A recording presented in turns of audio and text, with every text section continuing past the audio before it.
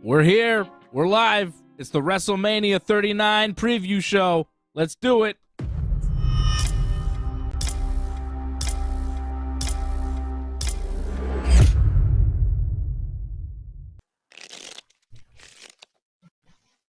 My goodness.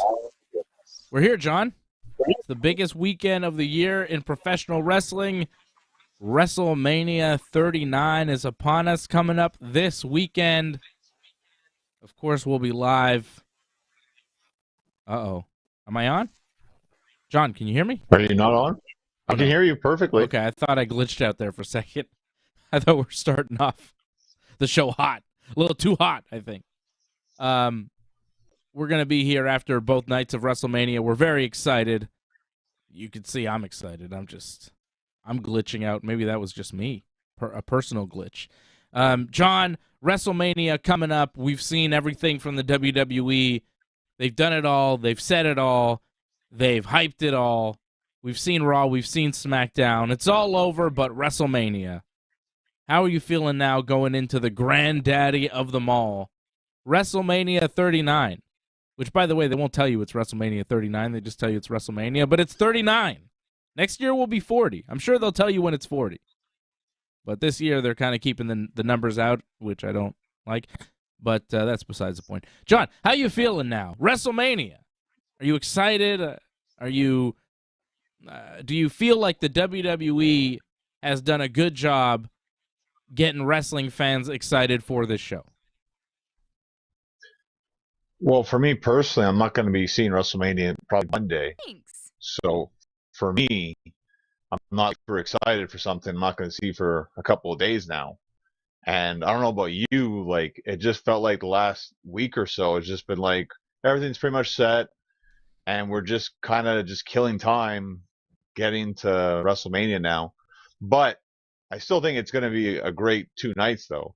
I mean, last year was fantastic. I don't know if it'll be as good as last year because we don't have Stone Cold Steve Austin with his big return match this year, but still, I think it's still a solid card overall. I don't know if it'll be like the best WrestleMania we've seen, but overall, I think it'll be pretty good. I think we're starting to see a different era of WrestleManias, maybe without guys like Stone Cold and The Rock and Undertaker showing up for big appearances. We're getting John Cena, though. John Cena is the big returning star, right? As far as, the part-timers, the ex-superstars, the guys that we don't see very often, John Cena is the guy that they're bringing back for this thing, and they're going to open the first night of WrestleMania tomorrow night, WrestleMania Saturday, with John Cena and Austin Theory.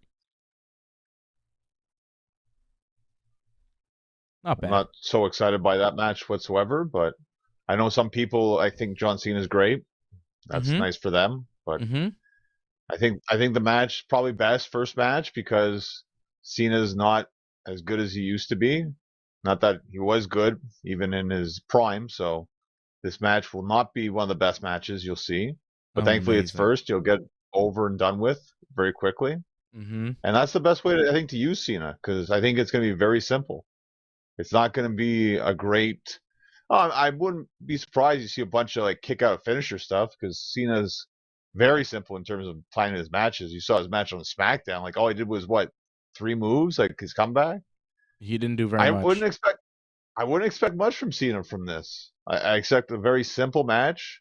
The reason why it's first, just because he'll get the best reactions for the match, because it's not going to be anything great. Is it possible that he comes in, does his John Cena stuff, just squashes Austin Theory, does his 5 moves of doom, bada bing, bada boom, John Cena's the new United States champion? I mean, sure, that can happen. Why not? I mean, it's John Cena, like you said, right? He's done it before. I mean, his WrestleMania career started winning the U.S. title. I think beating the record for the most U.S. title wins would kind of be fitting on possibly his last ever WrestleMania. But that's not the story that's telling us. This is all about how Cena doesn't respect Theory and Theory's looking for respect. That's the story we're getting. Now I'm expecting Theory's going to do some sort of shenanigans in the match, probably get the edge on Cena, but I expect Theory to get the win. We're going to get a lot of title changes, I think, Saturday, Sunday. I don't see the U.S. title being one of them. Yeah, I think you're right. I think Austin Theory is the likely winner of this match. But if I've learned anything from the career of John Cena, it's don't bet against John Cena. You know? It's true. It's true, but I'm expecting Theory to win. Do you think people will be mad if Cena wins? I don't think they will. I think opening match, Cena coming out, if he wins and just beats up Theory real quick, I think people will be excited about that. I wouldn't mind seeing it. But I think Theory probably wins because I think Cena is here to put Theory over. I'm sure Athena wishes that she was John Cena, but she's not getting that kind of push, though, sadly. I think she just successfully defended her title, though, tonight, right, in Ring of Honor? Yes, we'll tell you about the Super Card of Honor that's going on right now that I've had the chance to catch a little bit of. But Ring of Honor has a very big show going on right now. There's tons of pro wrestling happening this weekend. GCW has like 1 million events. I saw some of the Josh Barnett Bloodsport last night. There's so much going on in pro wrestling right now, and we'll catch up on some of it. But I feel like we should start with WrestleMania because that's why everybody's here, right? There's tons of pro wrestling in Los Angeles, and people are acting now like it's some sort of wrestling festival, and it just so happens that the WWE is also doing a show. The reason why everybody's doing a show this weekend in LA, in the LA region, is because the WWE is there, and they bring the fans, and they bring the people. It does seem like the WWE is kind of an afterthought with a lot of wrestling fans because of how much great wrestling is going on this weekend. Like, I feel like more people, well, maybe not more people, but a lot of people are more excited about this Ring of Honor show that's going on right now than WrestleMania. But, of course, WrestleMania is the reason why we're all here, right? WrestleMania is kind of the big show of the weekend. And I think every performer wrestling on all these smaller shows would rather be performing at WrestleMania, I think, for the most part. Because, you know, the money, as Vince once said. Right? Well, I'm kind of in the same boat, too. I got a couple of shows this weekend as well. And, like, yeah, it'd be awesome to wrestle at WrestleMania, but it's kind of awesome, too. I got, like, 20-some-odd friends, like, coming down to see me first time ever on Sunday. So, like, that's kind of a big deal for me. And, like, you know, it's almost like a WrestleMania in a sense just for that. Just see a bunch of faces I haven't seen in a long time, and they'll actually get to see me wrestle. So this is almost better than WrestleMania, in my opinion. So everyone has their own little thing going on, like, but WrestleMania still is the main thing that most people are going to be watching, because for the most part, unless you're a diehard wrestling fan, you're not searching out all these little things. It's mainly WrestleMania that you have your eyes focused on this weekend. Mm-hmm. It may not be the best show as far as critical acclaim that happens this weekend, but it is the biggest, and it is the biggest money drawing show of the weekend, right? The WWE's gigantic 2-night stadium extravaganza. So I want to run through this card, night 1, and then we'll get to night 2. So we have Austin Theory beating John Cena in the opening match of night 1. In what we expect will be a pretty short match because Cena's not wrestling for a long time at this stage in the game. Seth Freakin takes on Logan Paul up next. And Logan Paul has done a decent job of building this match. I feel like a better job than Seth Rollins. Seth Rollins beat Mustafa Ali this week and then cut a promo afterwards. That wasn't great. I feel like Logan Paul is a better promo than Seth Rollins at this point. I like Logan Paul in the WWE. He's had good promos. He looks good. He wrestles pretty good. Like, I think Seth probably wins this match, but it could be a good one. I don't think it'll be the best match that we see tomorrow night, but it could be among the best. So, you know, I'm not mad at the match. I think it'll be fine, but I know we're supposed to want Seth Rollins to beat Logan Paul and give him this comeuppance and all that, but I'm not feeling that way. I'm feeling kind of like, yeah, Logan Paul's kind of cool, and Seth is kind of annoying. And, yeah. They're both pretty athletic, so the match will be all right, but as far as my interest level in it, it's pretty low, because I don't really care too much about either guy, and I don't feel like the story has been built great to make me want to cheer for Seth. I kind of want Logan Paul to win, but I know that that's not the desired effect of the build, right? Well, this isn't the only match where it's kind of gone down like this in a way where it's supposed to be the heel is kind of the face and the face is the heel. I don't feel like it in this way, but I understand how you'd feel that way because, Seth Franklin's very annoying with his promos a lot of times. And if you noticed his promo on Raw, like it wasn't the usual just laughing. It was backstage, but once he was like out in front of the crowd, he kind of had to talk normal to get his point across, kind of showing like that gimmick, whatever he's doing with the whole laughing thing, that can only go so far, and then he actually has to be himself and get the point across. So, like, I can understand your view where it's like you don't really like Seth's character. However, in terms of like wrestling, this could be one of the best matches we see both nights. This could easily be a show stealer without him. So, yeah, the build, not the greatest. Not going to deny that, but in the end, it's more about what the match is. Like, I don't think Cody and Seth had a good, just Seth on this losing streak, and Cody shows up, but that was the match everyone was talking about after WrestleMania. So, as long as Seth keeps having these great WrestleMania matches, that's what's going to build up his legacy. Yeah, and I think Seth has established himself year after year as one of the top guys in the WWE. Right? Whether he's in the title picture, whether he's got a major feud with a major wrestler or not, he always finds himself in a big deal match at WrestleMania. He always finds himself in a showcase spot. He always gets a singles match at WrestleMania pretty much every year. Very few guys on the roster get that. I think he had one match, like, way back. Like, I think he had a match with the Shield, right? They did a 6-man one time. Mm-hmm. But, I mean, that was before he became, like, a huge star in a sense, so. Yeah. But, like, yeah, he's had a singles since then, I think. He's like a Randy Orton level star for them.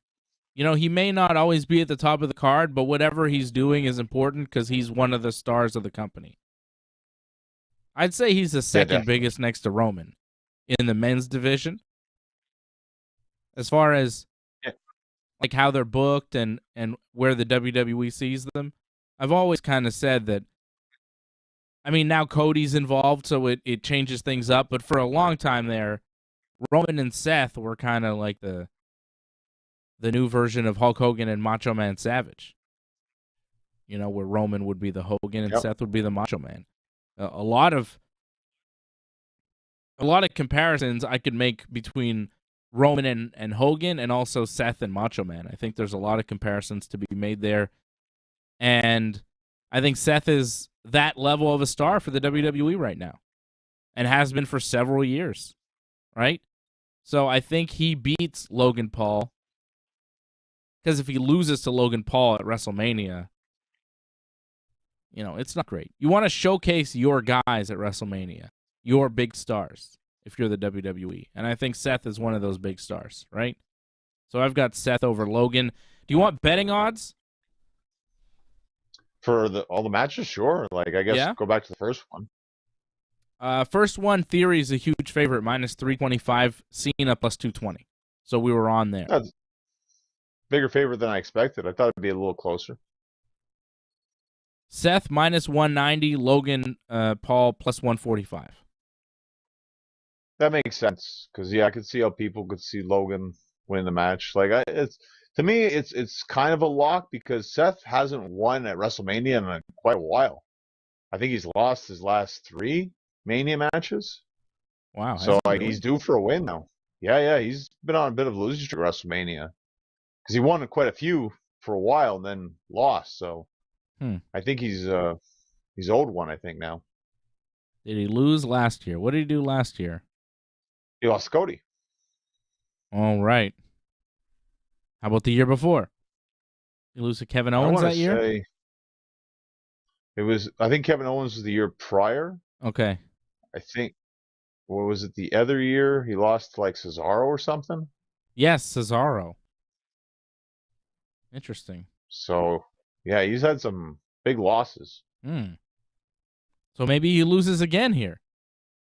No, I think he finally wins, actually. Yeah, I think he does too. But, they signed Logan Paul, and you want to use him. They've obviously thought enough of him to put him at the top of the card. He worked the Saudi Arabia show against Roman Reigns. Now he's working WrestleMania against Seth Rollins.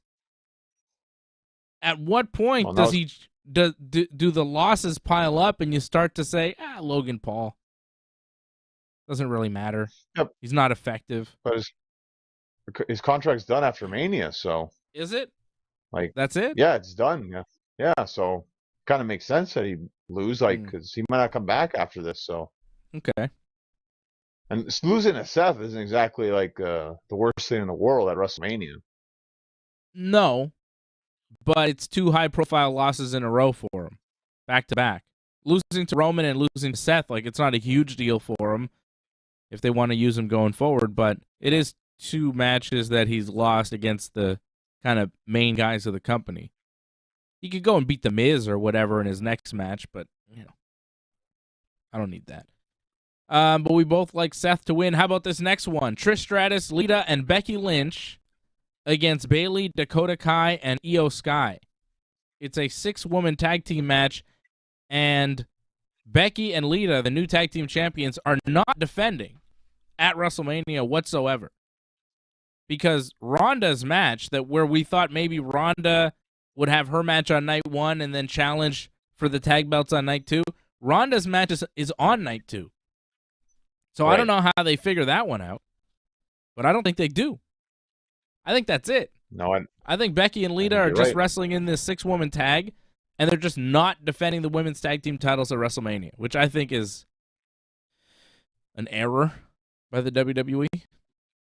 That's a miss. It's a huge miss by them. I mean, you bring back Lita to win the tag team titles, then you don't take advantage of it at WrestleMania, and you just have Trish in a meaningless 6-person match. Huge miss, but that's the way they decided to do it. It's massive.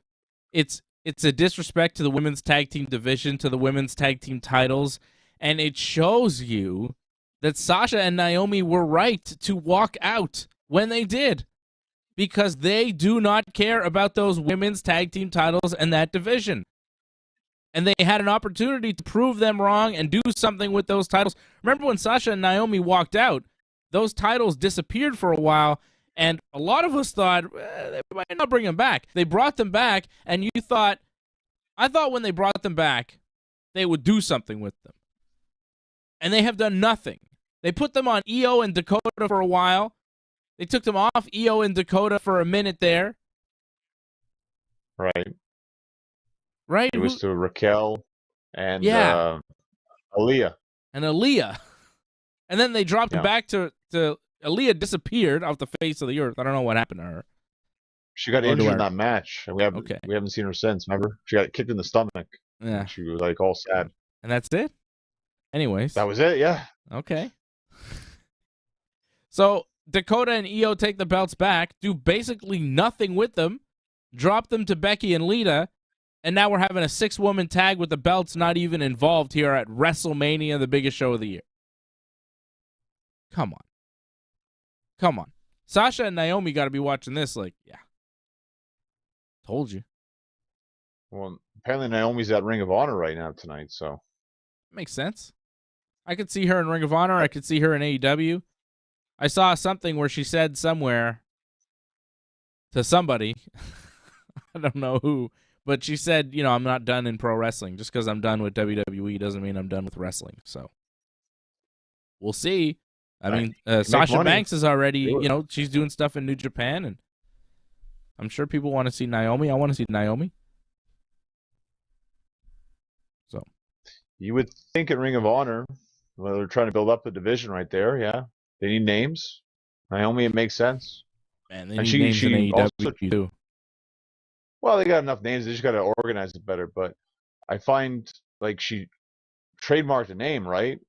Wasn't it like Trinity Star? I think was Oh yeah, trademarked. So I mean, she has ideas to come back in wrestling in some capacity. So Trinity Star is I can see it okay, happen. but I would just go with the real name because it's a damn good wrestling name. You know what her real name is, right? Legally, What is it? Trinity Fatu. Yeah, Your that last is name good. by marriage, right? Because she's married to a Fatu, right? Right. One of the Usos. Man, your last name is Fatu in pro wrestling? Come on, man. You got to use that shit. If my last name was Fatu, if I married a woman whose last name was Fatu, I would take her last name just to make it sound cooler in a pro wrestling context. It's good. I agree with you, but I think her thinking on this is she's trying to make her own brand. I know. No, I get that. That makes a lot of sense too, but I think the last name I think Trinity Fatu is such a cool ass wrestling name that I don't know. She could make it her own because she is who she is. Anyways, she's not going to be at WrestleMania. Trish Stratus will be though, as will Lita and Becky Lynch, taking on Bayley, Dakota Kai, and Io Sky. I mean, this seems like an easy slam dunk for the babyfaces, right? Where Dakota and Io are going to take the fall. I mean, it seems like a mismatched tag team to begin with. Because Bayley's the legit star in her team, and she's got her two cronies who haven't been built, despite the fact they've been tag team champions for the better part of a year. And then you got the two legends, Trish and Lita, and Becky, who's one of the top stars ever. Future Hall of Famer. You got 4 future Hall of Famers in this match. Well, 2 Hall of Famers, 2 future Hall of Famers, and Dakota and Io Sky. Who, they might be in the Hall of Fame one day, but the jury's out. Right, but Bayley's legit. Bayley's made. Becky's made. Trish and Lita are made. I mean, it's not fair for Bayley. This match doesn't seem fair. I'm going with Trish, Lita, and Becky for the win. Well, I agree with you. It's just, it looks, because it's so lopsided, you would think the heels would win, kind of thing, because it's just way too obvious that the faces would win. But I also look in the sense where it's like, yeah, it's just, I don't know, like, you could do a bunch of cheating, and there's rumors of like Trish turning heel and all that, and like that could happen. But I just feel like for this Mania moment, like I think they just want to give, Becky, Lita, and Trish a good moment, and they can do it all in this match. And just for Bayley, Dakota and Sky, like it's good just for them to get this match. So I agree with you. I'm going to go with the faces in this one. This is just a WrestleMania moment for the legends. And the build to this has been terrible. The promo this week on Raw was not good. They try to do stuff with Bayley and Becky. They have tried to make these promos work, and they have not. Time and time again, they have not. Becky even tried to fire up in her promo on Raw this week, get all mad and start yelling and screaming, but the crowd was just like, huh, where'd this come from? It didn't compute. Ugh, I don't know, man. There's like, it's something weird with Bayley and Becky where they want to do these shooty promos on each other, but I think they like each other too much and don't want to cross the line, so they're keeping it kind of safe. And it's right. Well, it's still scripted. Yeah, and it comes off just awkward. And they're trying to be mad and show emotion when the other person says a scripted line that they're supposed to take all personal, but they don't because they don't care. Ugh, it's not been good. And it's really annoying for me because I like Bayley and Becky so much, and I want them to have a feud that's meaningful that I can enjoy. I want this to be good because I like them. I like everybody involved in this match. but I do not care 1 ounce.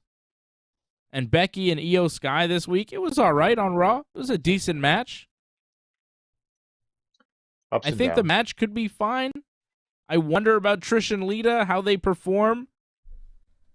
What are they going to be like? Fine. The what? In and out. In a tag, yeah. That's it. Just in a tag that you could hide a lot of that stuff, so it's not too bad. Yeah. Keep Becky in there. That's it. The build has been weird, though, right? It's been weird. Well, they just didn't really have anything left for a lot of these stories. This story has been dragging for too long since SummerSlam, and it kind of ended like a couple months back. And it's like, okay, we're done. We can move on now. No, we're just going to keep going, and just until finally, like, we got Lita just randomly showing up, and then now we're going to have new tag champs, and then not have anything for that afterwards, and then randomly Trish shows up. And now it's a 6-person match. Just, okay, whatever. Like, just keep adding on to something that was over already. We, in a sense, moved on. But, no, just keep going. This is something that, shouldn't have happened at WrestleMania. This should have been over at the Rumble. Or a little bit after the Rumble. But still, they had nothing else, unfortunately. Yep, they couldn't put anything together. And this is the best they got. Shout out to everybody watching us on Rumble, on Twitch, on Twitter, on YouTube, on Facebook. Seeing Eagle 999 over on Rumble. Shout out to the Eagle, Trans Am, Ryan Katz, even our old buddy AJ, the Danny Brook, watching us on YouTube. So shout out to everybody. Trans Am says, I thought it was me, but the Becky promo did suck. Yeah, it wasn't you. It did suck. These things happen. It wasn't just Becky, though. Like, I didn't think Bayley had really anything to offer, too. And I thought Bayley was a little better, though. A little, but, like, it still wasn't anything great. Yeah. That Asuka video package they did, like the history of Asuka and Kevin Owens and different people talking about Asuka to build Asuka on Raw, that was excellent. Did you see that? That was really good. I saw it. Problem is with it, though, like, they build it over like, oh, she had such an aura to her, she was undefeated for so long, and yet she's never won at WrestleMania.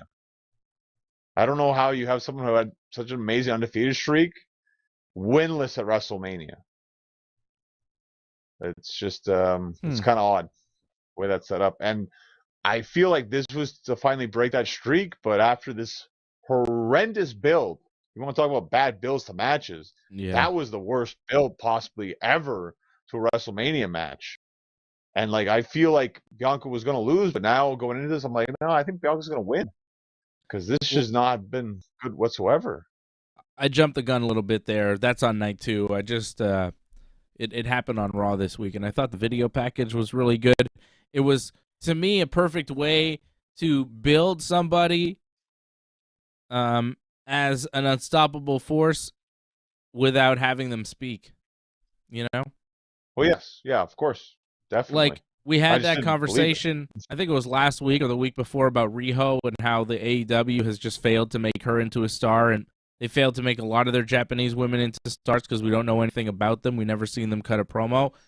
Asuka doesn't need to speak. They just need to do video packages like that for Asuka, and she's elevated. She looks more important, Asuka has been a great star in the WWE, and they've done a lot with video packages and just the presentation into making her a star without her cutting promos. And AEW just hasn't found the mark there, and I think, more video packages is the way to go a little bit, and clips of them talking possibly, but that's another story. We're watching a little AEW women's wrestling right now. As we watch AEW Rampage, Taya Valkyrie just won a match, I think, against Marina Shafir, and then attacked one of Jade Cargill's goons. And then Jade Cargill wanted to attack, but she was held back by Mark Sterling and Layla Gray. Did I get those names right? Good. There you go. You got it right.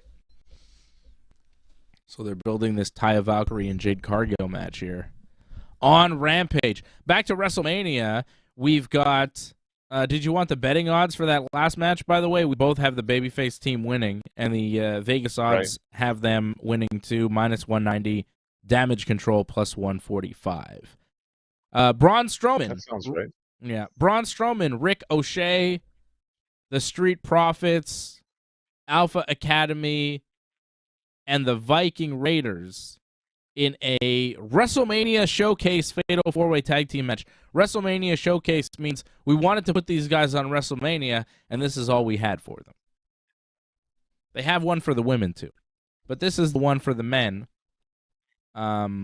We had a Fatal 4-Way with some of the guys tonight on SmackDown, right? It was Rick O'Shea getting the win over Eric Viking, Montez Ford, and Chad Gable.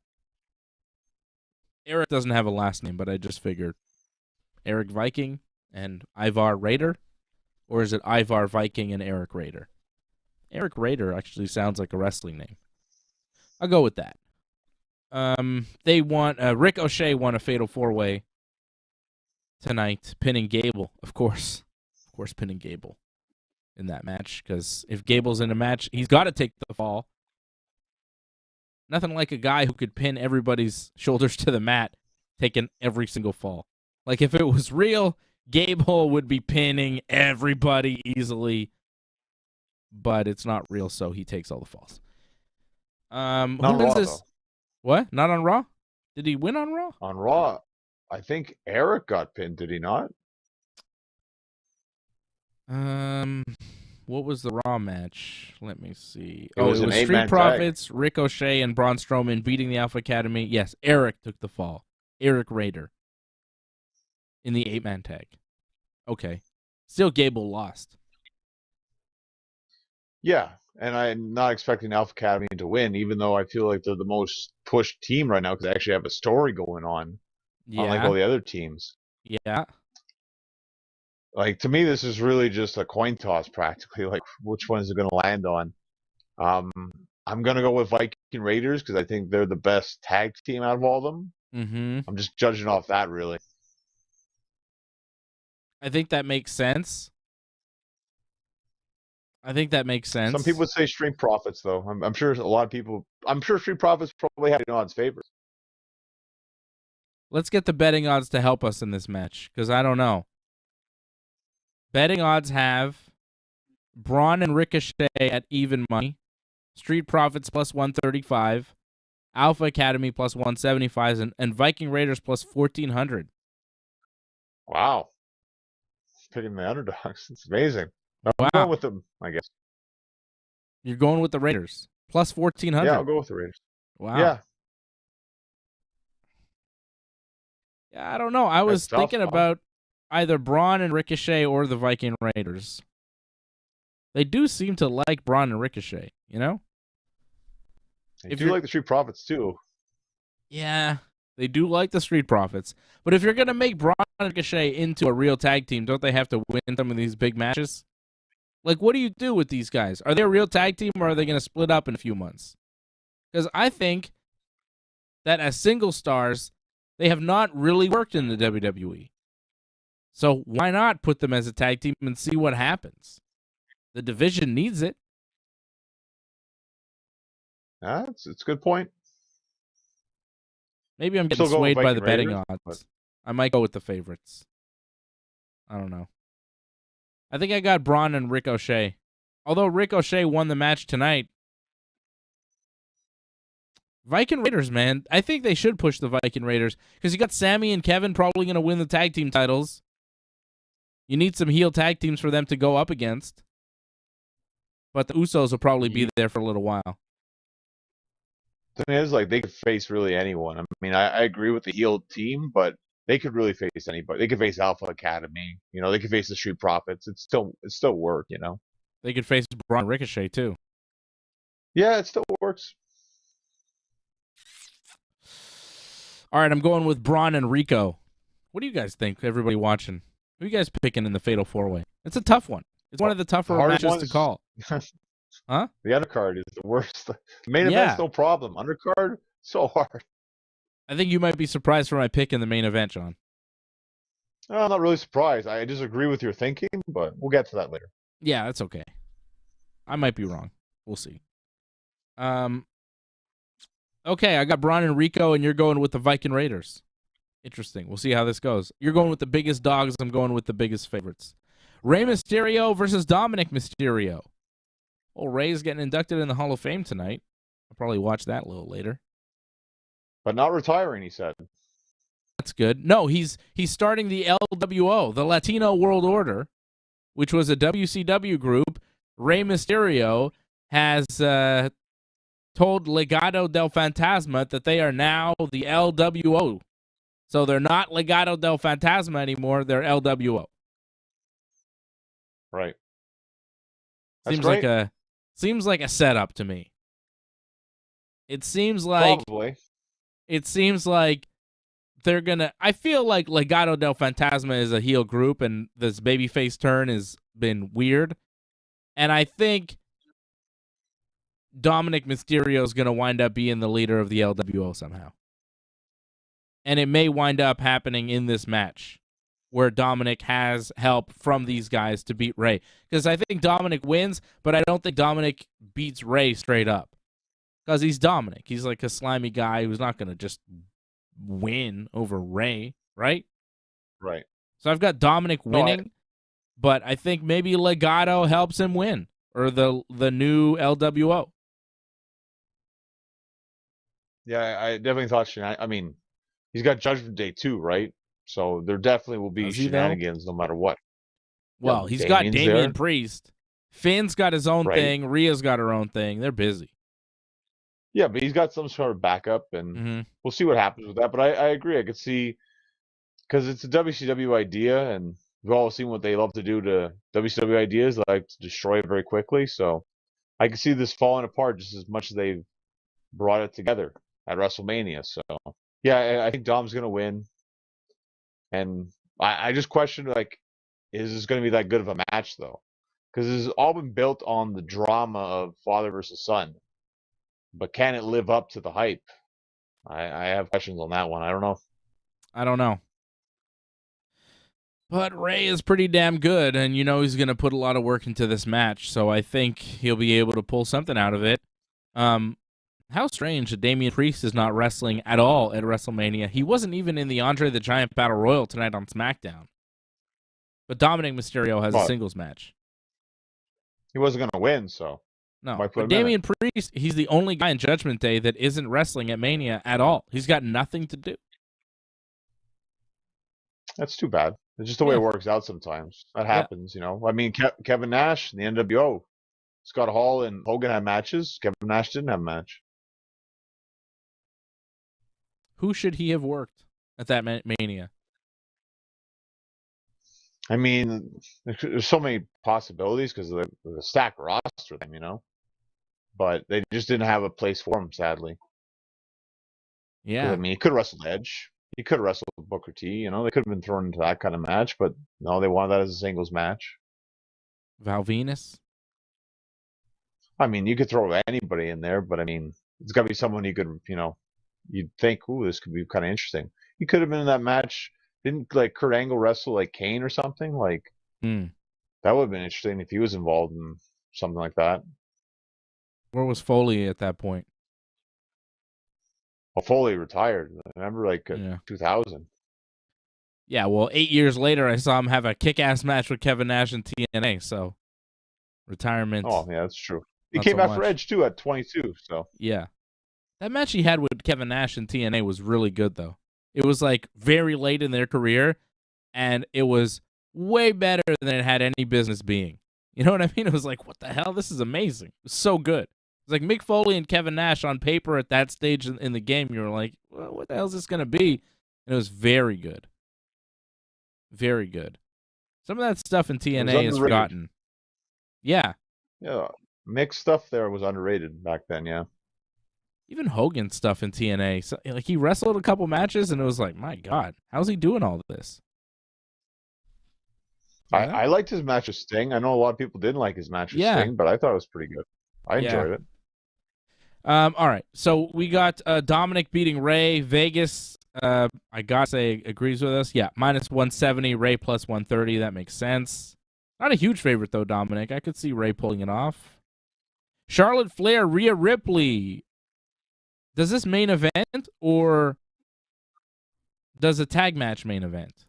A lot of people want the tag match to main event. The Usos against Kevin Owens and Sami Zayn. It's been a big storyline in the WWE. It's been a major deal. Main eventing a lot of the shows. But Rhea Ripley won the Women's Royal Rumble. It's a singles title match. Charlotte Flair, to me, is as big of a star as Roman Reigns is in the WWE right now. As valuable to the WWE as Roman Reigns. So why not give her own main event on night one? Right? Well, I don't see her that high, but I mean, she is high up, definitely in the totem pole in WWE. Like for the women, she's probably the highest they have right now, without question. Where do you see her then? I mean, let's rank the top 5 most valuable full-timers in the WWE. Do you not see? I mean, Charlotte Flair has got to be up there.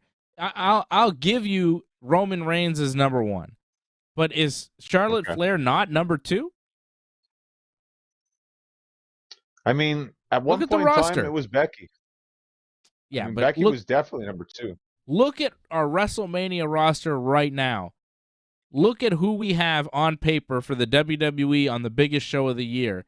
And tell me Charlotte Flair is not the second biggest star in this company. Because of the way they positioned her. But I feel Becky definitely should be number 2, honestly. I just feel like the push wasn't there for whatever reason going into WrestleMania. But she's definitely still over. And if the push was there, she definitely could be in that spot. She isn't, though, which is too bad, but she should be, in my opinion. I think, you look at the most important people in the company right now. You got Roman Reigns, you got Cody Rhodes, you got Charlotte Flair, you've got Kevin Owens and Sami Zayn, and you've got the Usos. I think those are the main players right now going into this year's WrestleMania. So I think you could debate, Do the Usos and Kevin and Sami get the tag team main event? Or will it be Charlotte and Rhea? I don't think the tag team titles have ever closed a show at WrestleMania before. And as far as I know, not since WrestleMania 2 has a tag team match been the main event of a WrestleMania. Right. It would be historic, but I think Charlotte Flair, Rhea Ripley is the main event for night 1. We'll see. We'll see what the WWE does. But they have really done a poor job in building their women's matches going into WrestleMania. Across the board. Bianca and Asuka.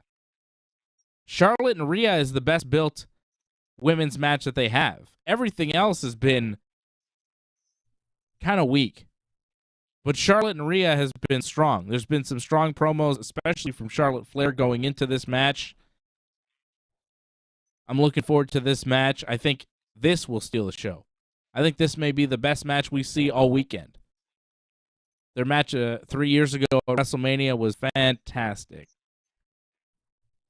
You guys know how big of a fan of Charlotte Flair I am, obviously, but Rhea Ripley is right up there. Rhea Ripley is tremendous, and I think she has the potential to be one of the biggest stars in the next 5 years.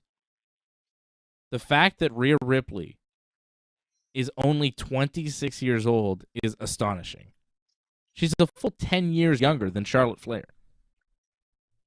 Charlotte is in the prime of her career. Rhea Ripley hasn't even come close to the prime.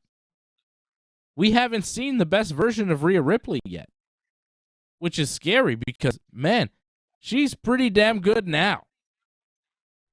Imagine how good Rhea will be. She's the future. I don't know if she beats Charlotte here, but it feels like she probably will. I could see Charlotte winning, but I would bet on Rhea Ripley. Charlotte wins a lot of titles, but to win a lot of titles, you got to lose a lot of titles, just like her dad. And I think Charlotte probably loses to Rhea here. And Rhea goes on a little bit of a run, and we'll see what happens post-Mania with Rhea Ripley. I could see her possibly unifying the belt against Bianca Belair. But that's another story for after WrestleMania. As for right now, though, huge fan of both. I think the match will be kick-ass. Charlotte won the last one. Rhea wins this time. And it sets up a trilogy WrestleMania match down the road. They'll be 1-1. I think this is the moment for Rhea. I've got Rhea Ripley up on this one. 1, 2, 3, middle of the ring. No shenanigans, no nonsense. Riptide, 1, 2, 3. Probably a couple riptides, but I've got Rhea winning. Well, I agree with your prediction on the match. I definitely think Rhea's going to win the SmackDown Women's Championship. I don't know how good of a match it's going to be. I think it's going to be good. I don't know if it's going to be one of the best things you see, though. Because we've seen, like, they could have good matches, Charlotte and Rhea. And they had it, like you said, WrestleMania, I believe it was 36. That was a fantastic match. Mm-hmm. Or it was 30, yeah, it was 36. Like, fantastic. One of the best matches we saw. But I also believe that there wasn't any expectations for that to be really good. So they were kind of trying to prove themselves back then. And Rhea's kind of different now. So it's going to be interesting. Like, we'll see how the styles mesh here. Like, I think it's going to be good, but I'm thinking it's the main event. So they're going to take their time with it. Has Rhea ever been in this position before? Like, she's had big kind of matches, but like a main event kind of match like this? No. I mean, it's not easy. It's not easy. I mean, some people can rise to the occasion. Some people, it's kind of tough. So we'll see. Like, again, I think it'll be a good match. It's going to be tough, I think, to be one of the best matches because there's a lot of matches that can be very good. Like the tag match, like Seth against Logan Paul. Wait and see. Yeah. But I think it's the main event, though. I think so, too. We'll see what the WWE does. Rhea Ripley, huge favorite to win, minus 550. Charlotte Flair plus 325. Expected to lose. I wouldn't be mad if it's a tag match as the main event. It's not a big thing. Like, I know a lot of people are like, oh, it has to be this way, it has to be that way. I don't really care either way, but to me, it's like the championship that you won for the Rumble, the shot, that should be a main event of WrestleMania. Yeah. Like, no offense to the tag team titles, and they can build as like the biggest tag team match of all time, and I laugh at that quite a bit, but you know, people are big into that. That's great, fantastic, but you didn't go to the Rumble and you didn't have to survive the Rumble to get that shot. You kind of just got the shot because you challenged them. You didn't even win a tag team match, and that's going to be the main event of WrestleMania. Like, I don't see that.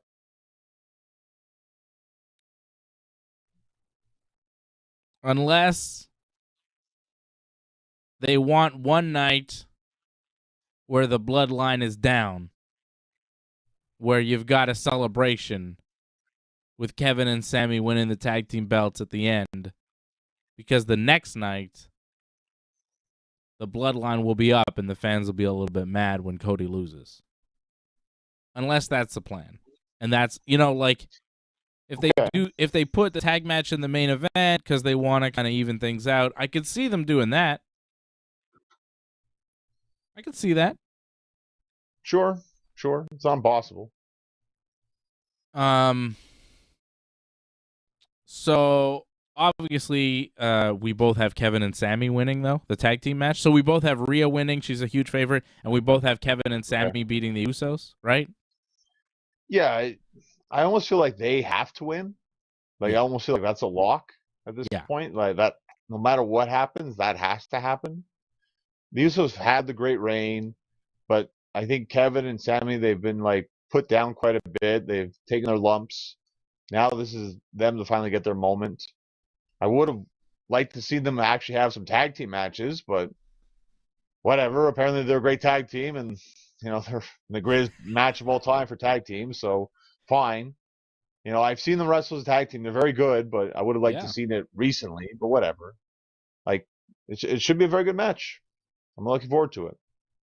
Hey, Cody Rhodes wrestled a bunch of matches leading up to WrestleMania. You would think that Kevin and Sami might have like a warm-up tag team match against some random tag team to kind of test the waters, but I guess the first time we see them team will be at WrestleMania. Well, the first time recently, anyways. Right? Well, we got to stop thinking, WWE like a sport. I mean, it's really just a show at this point. The wrestling is like the last thing we think about. So you got to stop thinking about like rankings and like you have to earn opportunities. No, it's part of the story. And this is, you go from point A to point B and that's it. Mm-hmm. Well, I mean, Cody Rhodes keeps talking. He doesn't talk about I got to win the title. He keeps saying I got to finish the story. It's like, dude. That's the most important part. I know, but like, can we not say that? I don't like to finish the story. Because it's like, yeah, I know, it's a story, but could you kind of pretend like it's not a story? Anyways. I saw people are saying CM Punk's got to come back to finish the story now, so it's catching on. There you go. Finish the story. Okay, so Kevin and Sami are the biggest favorites at WrestleMania, minus 900 to beat the Usos. I like picking favorites. Yeah, I mean, they're heavy favorites. They're obviously going to win. They did a little promo on Raw this week talking about being at WrestleMania and how they first got their big break as a tag team in Los Angeles and how it all comes full circle that they're going to be in Los Angeles as a tag team to win the tag team titles.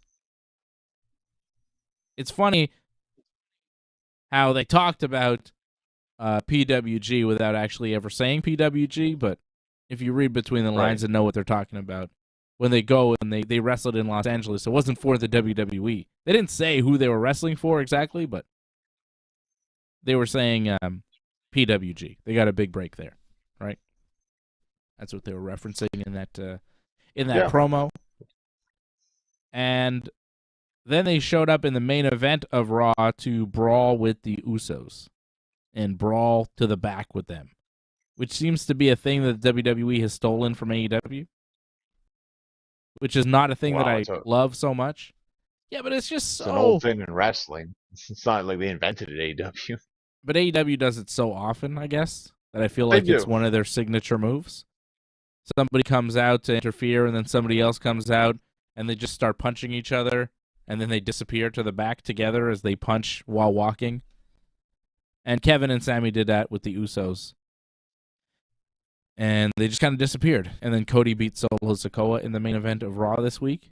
But that's what Kevin and Sami did. So that's night one of WrestleMania. Those are our predictions for night one. Shall we jump right into night two? Let's do it. All right. Gunther, Sheamus, and Drew McIntyre. Drew and Sheamus beat the Gunther Goons Imperium tonight on SmackDown in a tag team match. And it'll be a triple threat, Gunther, Sheamus, and Drew for the Intercontinental Championship.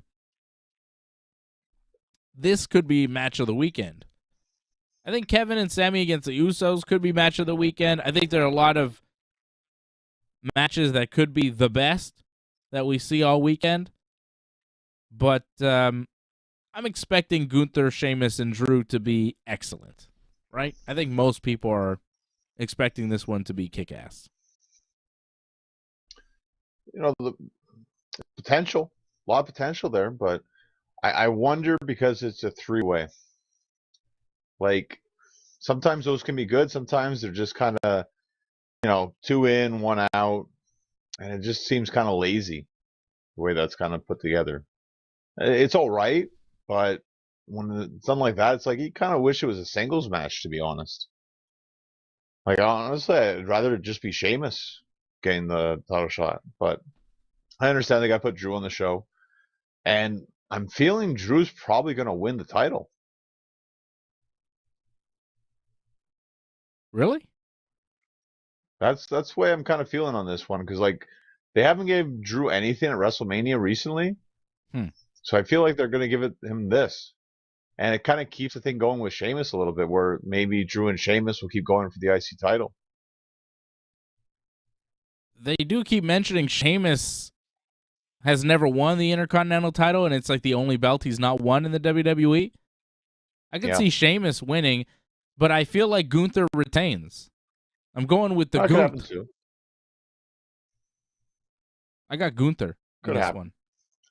I feel like it's the perfect way for him to lose the title without actually getting pinned. I mean, you have perfect opportunity right here. Like this is the time to do it.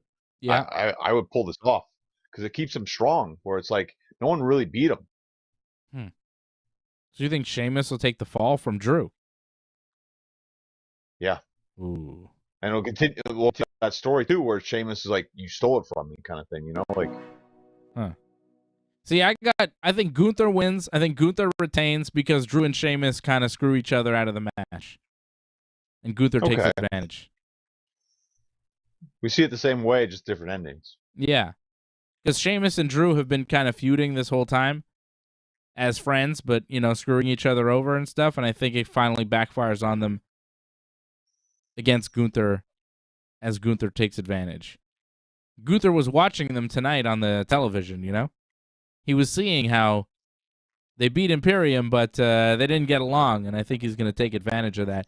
So that's how I would go with it. I'm going to go with Gunther winning, retaining the Intercontinental title, because I think, honestly, you want to have Gunther get some high-profile wins and build him up as a top star in the company. Like, top. Like, future champion. Right. I see that. It just, I think it's best, like, for that to happen. If he loses the IC title, he doesn't actually get pinned. And you play off the fact that he kind of got cheated out of it. So I would rank. How are the odds? How would you rank your winners? Like, if it's not Drew, who is it? Because to me, if it's not Gunther, it's Sheamus. So I'm interested that you're picking Drew. I feel like if it's Gunther doesn't win, Sheamus wins. If Drew doesn't win, you got Gunther. So you don't think Sheamus wins at all? Yeah. Yeah, I think Sheamus gets screwed over in this match because it's like he wants it the most, so he's going to get screwed over the most. Odds have Sheamus win the title. Here's the odds, John. Odds are in my favor. Okay. All right. Now I didn't make. Okay. I'm telling you, I'm making my picks, and then I switch screens to look at the odds. I'm not looking at the odds and I'm making my picks. Okay. I'm trying to be on the up and up here with you, because I don't want the odds influencing my picks. You know what I mean?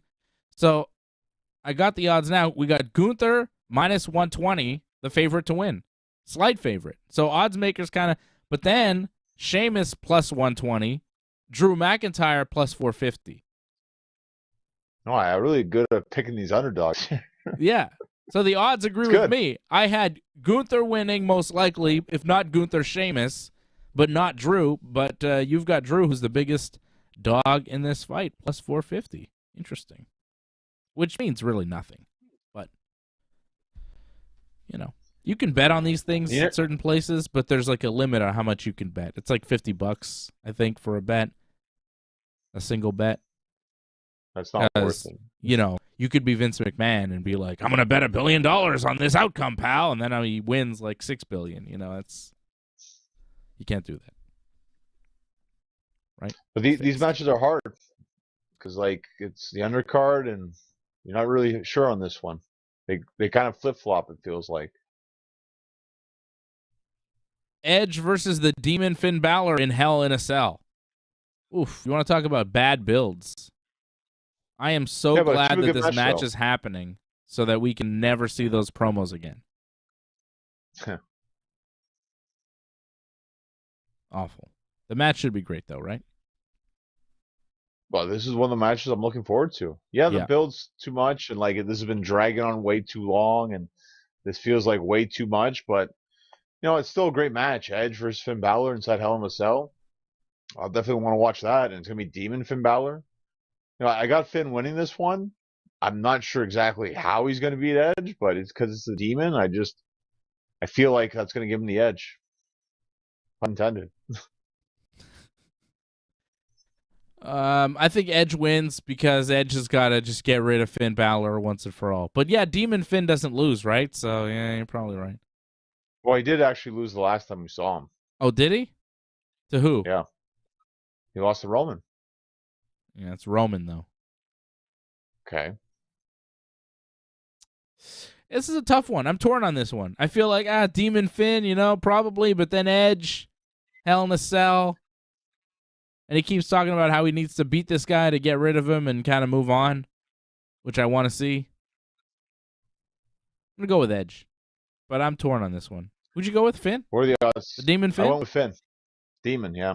All right, I'm going with Edge, the rated R superstar. Edge is the favorite, even money. And the Demon Finn, oh no, wait, sorry. I read that wrong. Demon Finn minus 140, the favorite. Edge at even money. But it's still kind of close. It's like almost a pick. It's close, yeah. Yeah. It's not, lopsided. Okay. So we're picking different guys here on night 2. I like it. I feel like night 1 we picked a lot of the same people, right? We both picked. I think they were all the same. Did we? Night 1 we picked everybody the same. Match. So far, night 2 is totally different, right? Except the tag. Yeah, okay. The tag we had, that was it. Yeah, night 1 we both had Theory over Cena, Seth over Logan, Trish, Lita, Becky over Damage Control. I had, I think, Braun and Rico winning the tag, and you had the Viking Raiders. We both have Dominic over Ray, Rhea over Charlotte, and Kevin and Sammy over the Usos. Night 2, though, has been trickier. So far, I've got Gunther winning the triple threat. Johnny's going with Drew McIntyre. I've got Edge winning the Hell in a Cell. Johnny going with the Demon Finn Balor. Now we have the Women's WrestleMania Showcase Fatal 4-Way Tag Team Match featuring Liv Morgan and Raquel Rodriguez, Natalya and Shotzi, Chelsea Green and Sonya Deville, who are a newly made tag team just this week, and Ronda Rousey and Shayna Baszler. I mean, I guess the reason for the Chelsea thing, the reason for the Chelsea and Sonya thing is because Carmella disappeared or whatever, is not available for WrestleMania, so that's why. Is she injured or something? I'm not sure exactly what's going on. They didn't really specify, but I just saw her on a video. She's at WrestleMania. Her and Corey Graves did like an introduction. You got to see this. It's super awkward. WWE put it out on YouTube. It's Carmella and Corey Graves talking to 3 skateboarding ladies who skateboarded down the WrestleMania ramp. Like I saw the skateboarding thing, yeah. You saw that? Didn't you not see Carmella there introducing them? I only saw them going actually the ramp thing. I didn't see the introduction. I only saw the ramp. It was weird. They're like, yeah, this is some skateboard trick, and I'm like, they're just slowly going down this ramp. I don't know. One of them jumped off a thing. It was kind of cool, I guess. I don't know. It was a way to introduce the set of WrestleMania. Darby Allin's not there, I'm guessing? No, Darby Allin's not there? I don't think so. But Carmella was, so she's around, but maybe she's hurt, or maybe she's pregnant not able or to something. Wrestle. Maybe she's pregnant. Not able to wrestle for whatever reason. Yeah, I hope she's all right. Chelsea Green will have Sonya Deville. So Carmella's loss is Sonya Deville's win. She gets to be at WrestleMania. I think she probably takes the fall, losing to Ronda Rousey. I got Ronda and Shayna winning this because, the rest of the people, come on. Give me a break. Ronda. Yeah, I think this is a no-brainer on this one. Like, it just makes a lot of sense. It just, sadly, that this is all they had for Ronda and Shayna. I feel like this is small potatoes for them. They should be getting a tag team title shot. This is beneath them, sadly. Yeah. Far beneath them. It's ridiculous. Another miss. Another miss. WWE with some misses in the women's division, sadly. I don't actually have betting odds for this match. I don't know why. Well, I don't know about you. Like, I can't see Ronda and Shayna not being favorites. Like, I could see some people going with Raquel and Liv, but still. Like, Ronda and Shayna, like, there's just no way they aren't favorites. Yeah, they've got to be massive favorites, you would think, right? But for some reason, I'm not seeing any odds on that match. Well, Vegas got upset because Ronda insulted Vegas last time, so no betting odds. for I Ronda love that. anymore. That was a great promo from Ronda. I've given Vegas enough. Yes, you have, Ronda. Yes, you have. What a legend.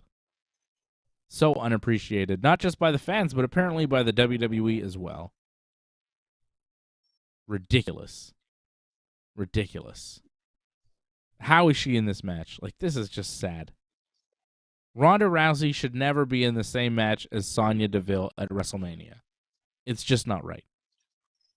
Well, if the titles are on the line, whatever, that's fine. But I mean, sure, but such a whatever match, yeah, it's disappointing. Mm-hmm. Title on the line in the next one, Bianca Belair defending the Raw Women's title against Asuka. Bianca has been on a huge run. This is a big challenge for her, but I think she passes the test. I think Bianca just keeps on rolling. She's a massive star for the WWE. This is just a big match for her. This is just a high-profile victory against a future Hall of Famer, against somebody who's going to give her a great match, who's a legit opponent for WrestleMania.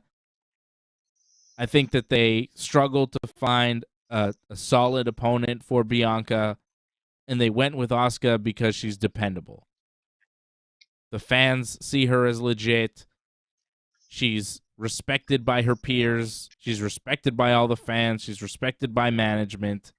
She is one of the top women's wrestlers of all time. And it just makes sense to put her in a title match at WrestleMania. If you've got her there, put her in there. But she's not there to be the star. She's there to make the star at this point. And Bianca is the star. I've got Bianca Belair winning. I think this match should be very good. The build to this match has been terrible, but I've got a lot of faith in Bianca and Asuka in the ring. So I think that they're going to have a good match. But Bianca winning seems to be the call. Well, if you've noticed on commentary, they kind of changed the whole dynamic of this, where it's like, oh, can Bianca become the longest reigning Raw Women's Champion of all time? She can do it if she can get past WrestleMania. So they kind of added that in there this week. So it's like, well, Bianca needs to win now.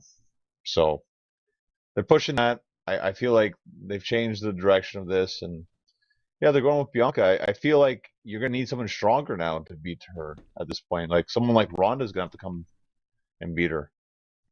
Come over to Raw. Mm-hmm. Or Rhea, some sort of unification match. Yeah, I like the idea of 2 women titles. So I mean, if you're not going to have like a mid-card women's title, I mean, it's good to have a Raw Smackdown thing. That's not a bad idea. Mm-hmm. But maybe the unification is not a bad idea if you're going to have your separate kind of thing. But I think 2 women titles for singles makes sense. Yeah, but I think you could make an argument that if you unified the singles titles for a while, like they did with Becky, right? They did. You could maybe put more focus on the tag division. Yeah, sure. It's a good point, yeah. You know, and there clearly needs more focus there. Because Becky and Lita as the tag champs right now, like, come on. You know? Lita's not really there long term. So, I think more focus on the tag division is needed. And maybe you do that by unifying the singles belts, but I'm not too sure. I'm not sure what they do. But we both have Bianca winning. Bianca right now is the favorite, minus 140, Asuka even money. So it's close. But Bianca's a favorite. I think it'll be all right, the match. I don't know if it'll be as good as her match that she had with Sasha, but it should be all right. Omos and Brock Lesnar. They did a weigh-in this week. Terrible. Yeah. Omos weighed in. Brock came out, shoulder tackled Omos a few times, and then grabbed the scale to use it as a weapon, but Omos hit him with a big boot and grabbed the scale, and then Brock just left the ring and stood there for a while. Yeah. Don't expect much. Don't expect much. And time and time again here, we're talking about these matches, and, you know, we watch all these Raws and Smackdowns leading up to it. The build to so many of these matches has been just stumbling to the finish line. This one included. And I saw a comment from Ahmad who says, not sure if I'm too excited about this WrestleMania compared to the previous ones. And I agree with him. And it's not because they don't have good talent or they haven't booked good matches on paper. Like, if you look at it on paper, we got some solid wrestling matches. This should be a good couple nights of wrestling. But the build for a lot of these matches has been poor. And the Brock and Omos thing has been weird. So many of these matches have had a real stumbly build. Edge and Finn, the promos have been bad. Gunther, Sheamus, and Drew has been, I think, decently built. You know, the women's WrestleMania Showcase tag match has been just, you know, it's nothing. Bianca and Asuka has been a weird build. Brock and Omos hasn't really worked. Usos against Kevin and Sami has been really good, but, you know, that's the main story of the WWE. That and Roman and Cody, which has had a very good build. Rey and Dominic has had some layers to it. That's been all right. Mm-hmm. Charlotte and Rhea has been okay. But the men's WrestleMania Showcase tag match is non-existent build. Seth and Logan Paul has been all right. Austin Theory and Cena, like, Cena had that one promo that was good, then he disappeared, and now Theory has been left. Empty arena promo. Oh, that empty arena promo was not good. Could we not do empty arena anything anymore? I think we got enough of that during a pandemic. Please. Please. Like, the build to so many of these matches has been weak or non-existent. Brock and Omos included. I've got Brock winning, though. I think the whole point of this match, Omos has looked physically dominant over Brock in every instance going into it. I think the whole point of this is for Brock Lesnar to pick Omos up and throw him around a little bit, hit him with the F5, and we all go home happy because we saw Brock slam a giant. This is just for the moment of Brock picking Omos up and throwing him around a bit. I mean, didn't Braun Strowman beat Omos like a few months ago? Is this really a big deal? Well, Brock hasn't done it yet, so that's why it's got to happen. Yeah, but Braun is like a lower superstar. He already did it, so who cares? You know what I mean? Right? I'm not going to disagree with you, but, you know, Brock hasn't got a win lately, so this is a way for Brock to get a big win at WrestleMania, so that's pretty much why we're getting this match. And it'll be kind of cool to see him throw a big guy around. Brock Lesnar minus 800, the favorite. Second biggest favorite at WrestleMania next to Kevin and Sami. Wow. Yeah. So people do not think Omos is winning. Omos plus 425, the underdog. Makes sense. Why would Omos win? I mean, unless you plan to make Omos into this gigantic superstar going forward, but I just don't believe that they will. Although he's 28 years old. I mean, he could be around for the next 10 years as a WWE superstar, but do you really see him lasting? I mean, they had the Big Show run that time, and they had the Big Show lose at his first two WrestleManias, so. Mm-hmm. And I don't think Omos is the Big Show. No. Again, it shows you. Big Show was so underappreciated in his time. I was on this show when Big Show was running, was wrestling, talking about how great this guy is, how incredible it is that he's so big and can move so well, and what a talent he is, and what a star he is, and how he's underappreciated and no one gives a shit about him. And when he's gone, people will miss him because you have never, ever seen a giant move like that. A legit 7-foot plus, 300 to 400 pound man move around like Paul White did. When they said he was the world's largest athlete, that wasn't a gimmick. He was in pro wrestling. He was incredible. and you see these 7-foot stumbly bumbly guys that have come since that can't do shit in the ring.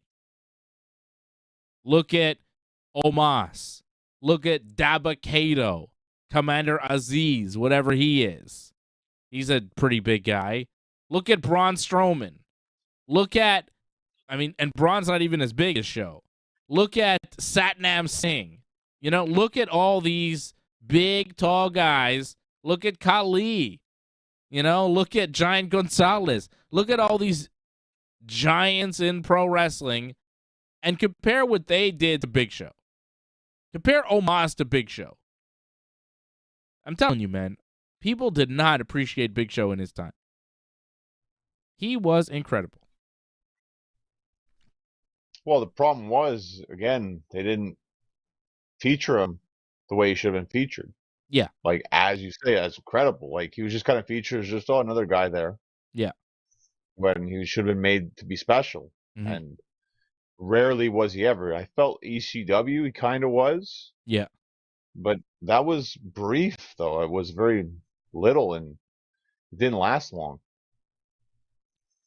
What was the pay-per-view match that he had with Roman Reigns where he, grabbed Roman Reigns and he chokeslammed him? I think it was Extreme Rules. Right? Did he chokeslam him from inside the ring to outside the ring? I think it was through a table, but I'm not even sure. It might have been just straight to the floor. It was ridiculous. I think it was through a table, but yes.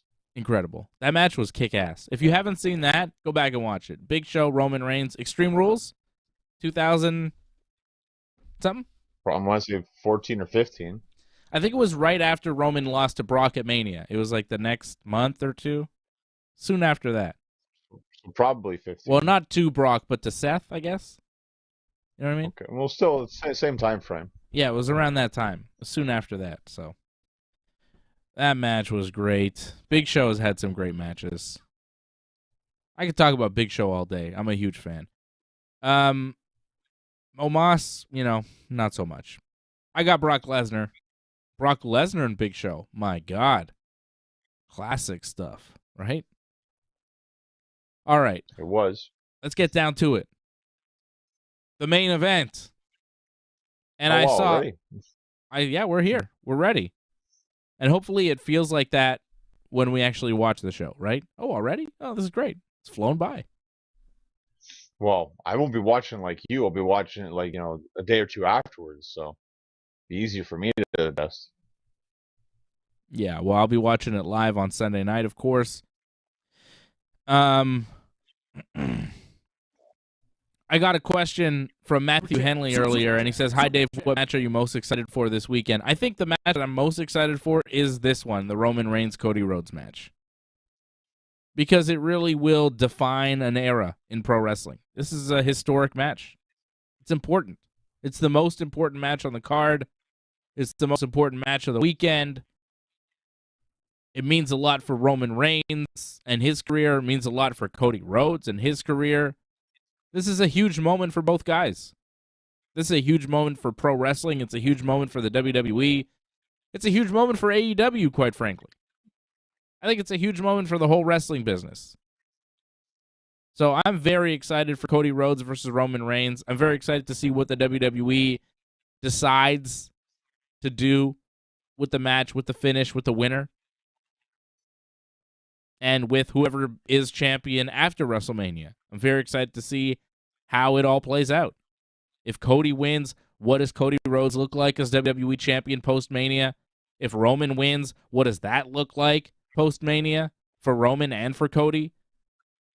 I think there's going to be a lot of real interesting stories springing off this match because no matter what, Cody wins, how does Roman respond? Roman wins, how does Cody respond? So I think it's big. I think it's big, and I am quite excited for it. I like Ahmad's comment, though. He says, I'm trying to want to watch Roman versus Cody, but it's not like watching Daniel Bryan main event WrestleMania. I mean, he's right. He's not wrong about that. Well, Daniel Bryan, he's the best. Bryan Danielson. Show. We'll talk about Bryan Danielson a little bit later when we talk about AEW Dynamite. We'll get to Bryan Danielson and the greatness that is Bryan Danielson, the American Dragon, who returned to AEW Dynamite this week. in beautiful fashion, violent fashion. But yeah, Daniel Bryan, I don't think I've been more excited for WrestleMania in the past 10 years than I was for WrestleMania 30, right? I think WrestleMania 30, the Yeselmania, Daniel Bryan's big night, that was my favorite WrestleMania in the past 10. Of the 30s, we're now at 39, but of the 30s, 30 was my favorite, just because of Daniel Bryan. I mean, it's tough. I mean, 38 was pretty good with Austin coming back. That was a great one. And also the first one they had in Texas, too, was also very good. Mm-hmm. I mean, I'm not saying that tough. They've been bad. I'm just saying my favorite was that because of the emotion. It's the most memorable for me. Well, also Taker's streak ended at 30, so. It's a big one. 30 was big. I think 40 will be big, too. This one, we'll see. Cody versus Roman. What a build here. Great some great matches, some great promos, especially. Cody cutting some great promos. Roman cutting some great promos. Even tonight. I thought Cody's promo tonight on Smackdown was really good. Cody talking about the match with Roman at WrestleMania, says, the talking is over and it's time to fight. He's like, usually I'd say, what do you want to talk about? But really, there's nothing more to say. I like that because it's like, yeah, all right, we're here now. Let's go.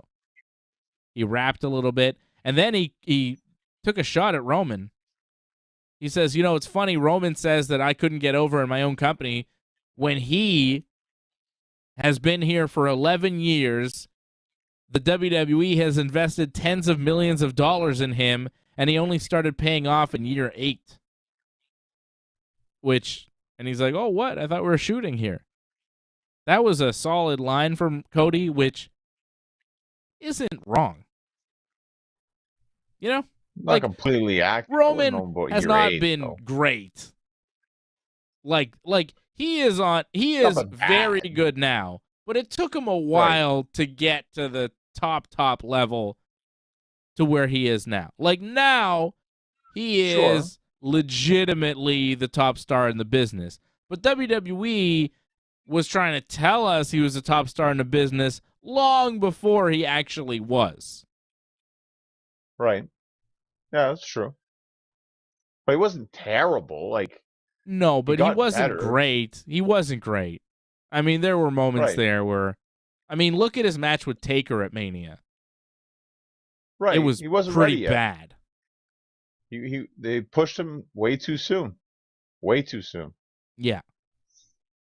But, that's it. You put him in there enough times, eventually he'll figure it out. And he figured it out. The promos, too. Paid off in the end. The promos were not working for a long time. Like babyface Roman promos, oof. The character wasn't great. No. This character is good. He's comfortable in it. He looks more intimidating now. There's something like he just looks older. He's got a little gray in his beard. He looks more grizzled. He's got the goatee really going, yeah. Yeah, he just looks scarier now than he used to. He looks more intimidating. He's in great shape. And just the way he carries himself now compared to how he used to carry himself. Like, it's a different Roman Reigns. He's great now, but only started paying off in year 8. It's not an inaccurate statement from Cody. Cody says he's Roman's successor, the next head of the table, the American Nightmare, Cody Rhodes, the next undisputed Universal Champion. Cody did his whole, I'm a politician trying to rally the crowd promo there.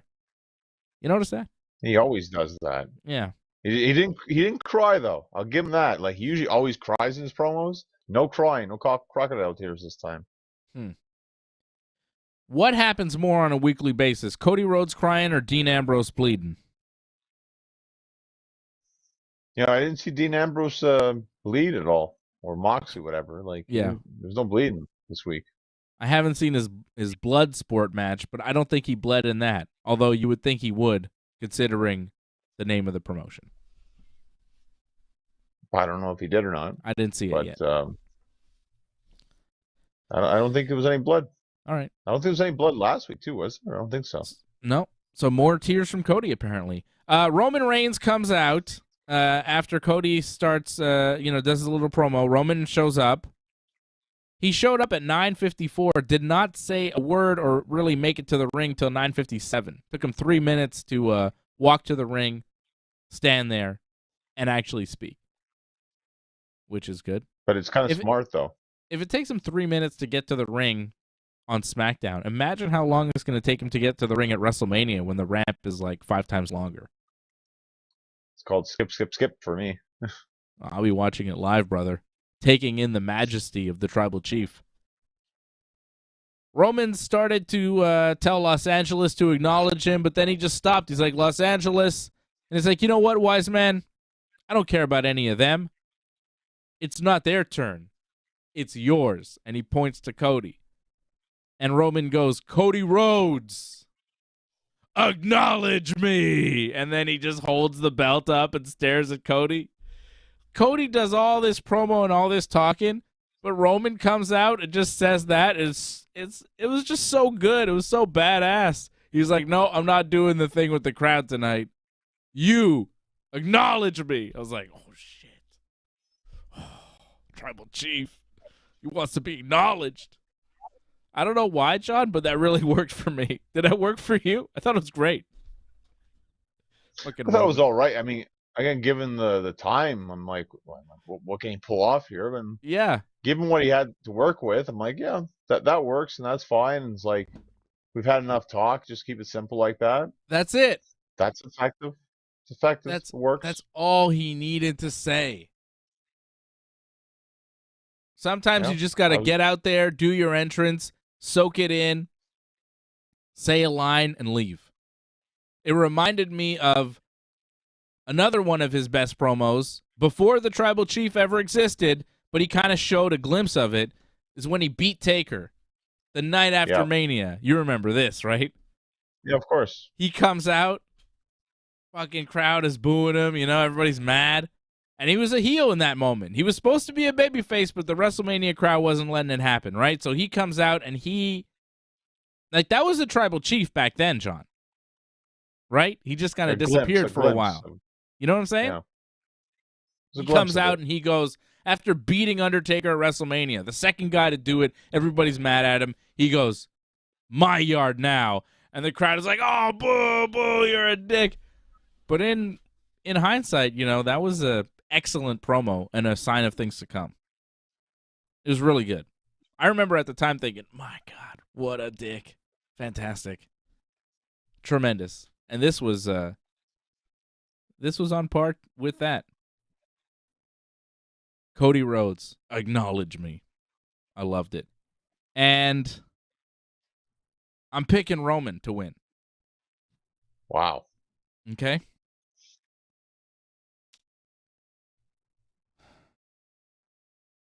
And I'll tell you why. I wasn't going to tell you why. I was just going to let you hang there for a minute, but I figured I owe it to you. I owe it to the Ringside Report Network. Huh? I think I know why, but go on. Yeah, you know why. You saw my tweet earlier this week. Some people got mad. One guy was like, whoa, it's a hot take. What are you talking about? And I was like, take it easy, buddy. All right, Cody could win, but, it's just wrestling.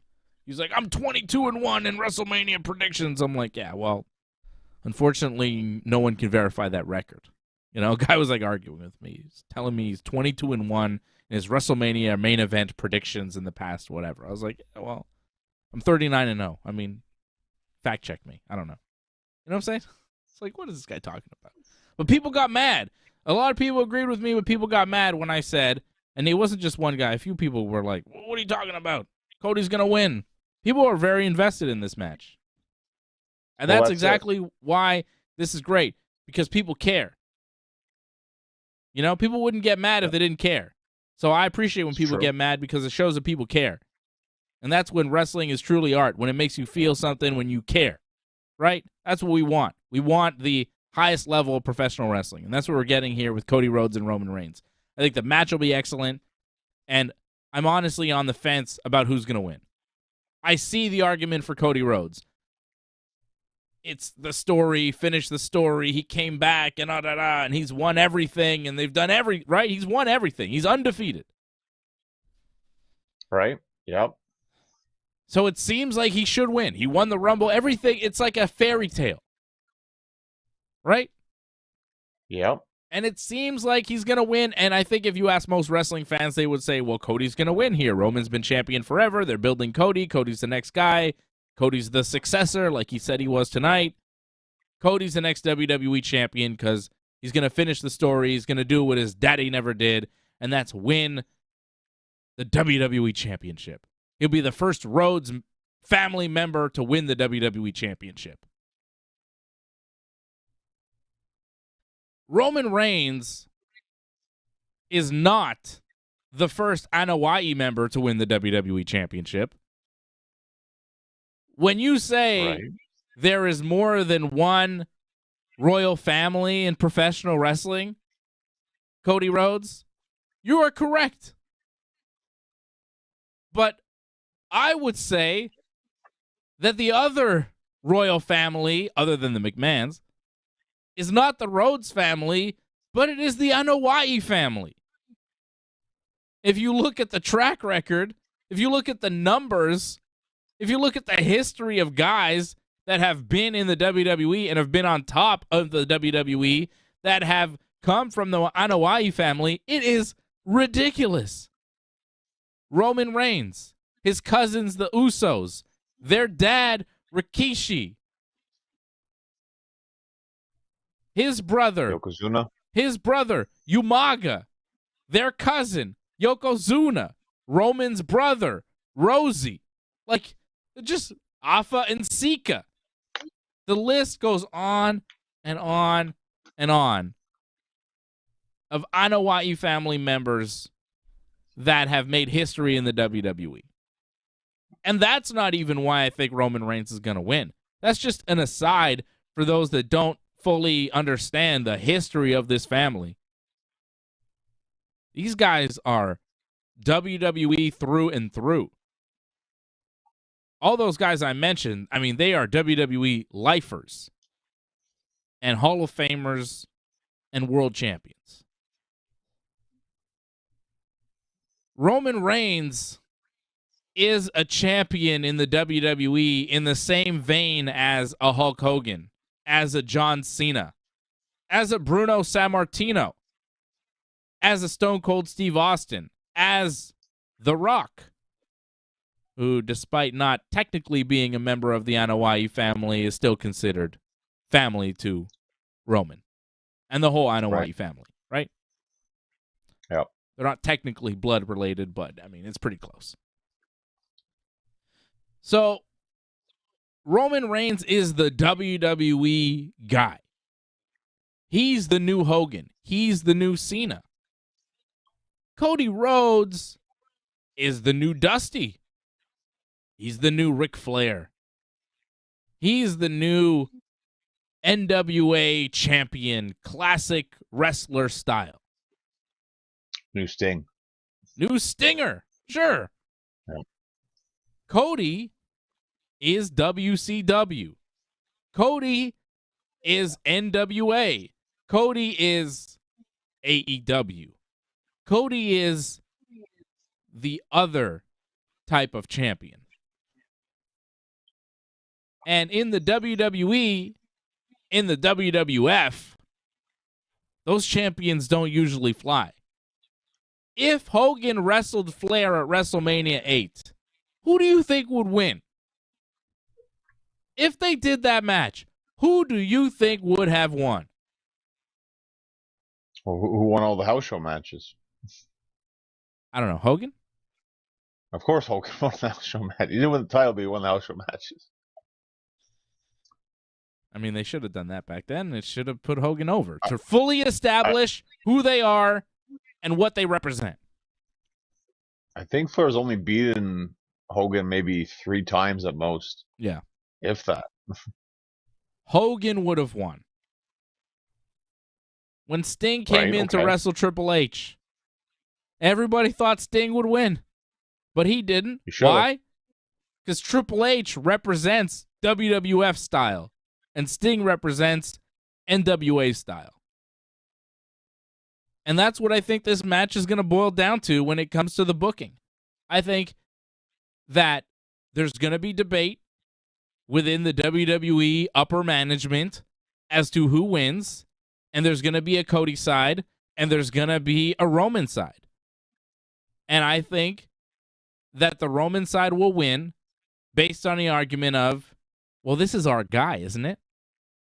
This is our guy at our show.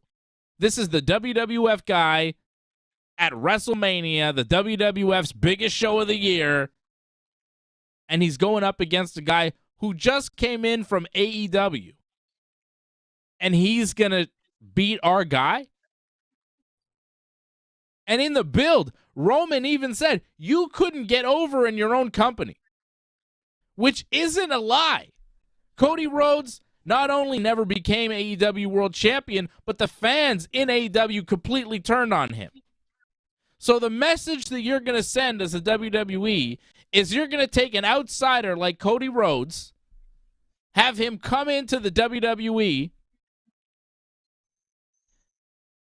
after having, a lukewarm run to come out of AEW, come into the WWE, not only beat Seth Rollins and then go away because you're hurt, you're going to come back, you're going to win the Royal Rumble, and on top of everything, you're going to beat one of the greatest champions that the WWE has ever had, the modern-day Hulk Hogan. You're going to come in and beat the Hulkster. No, you're not. You're going to turn your ass around, you're going to put on some polka dots, you're going to start dancing. That's what you're going to do. It's the WWE, brother. That's not how things work.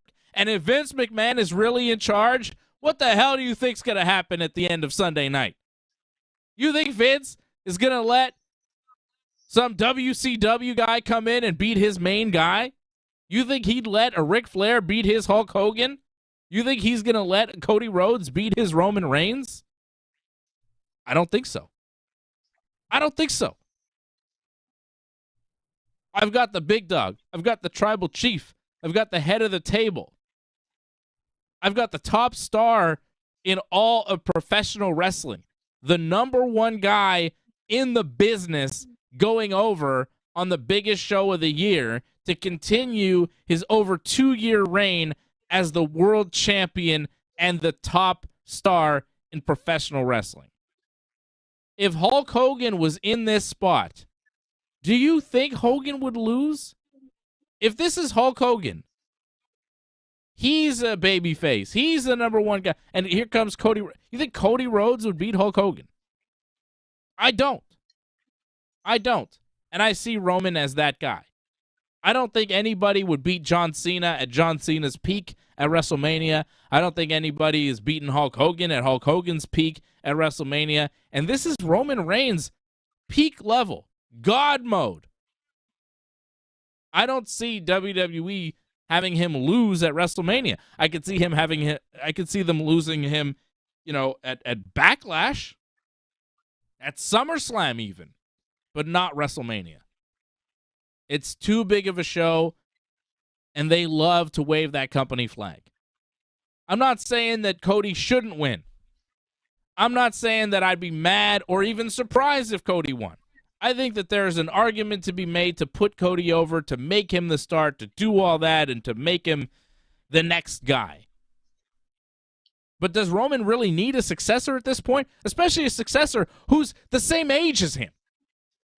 Usually when you have a successor, when you have the next guy up, he's a little bit younger. They are the same age. Cody might even be a couple months older. So I don't see Roman Reigns needing a successor at this stage in the game. Do you really want to lose Roman Reigns? Do you want him to lose a championship and then go away? How's Fox going to handle that? You think they're going to be happy with losing Roman Reigns for 2 to 3 months? I don't think anybody's going to be happy about that. That's why I don't think it's going to happen. Tribal Chief, up.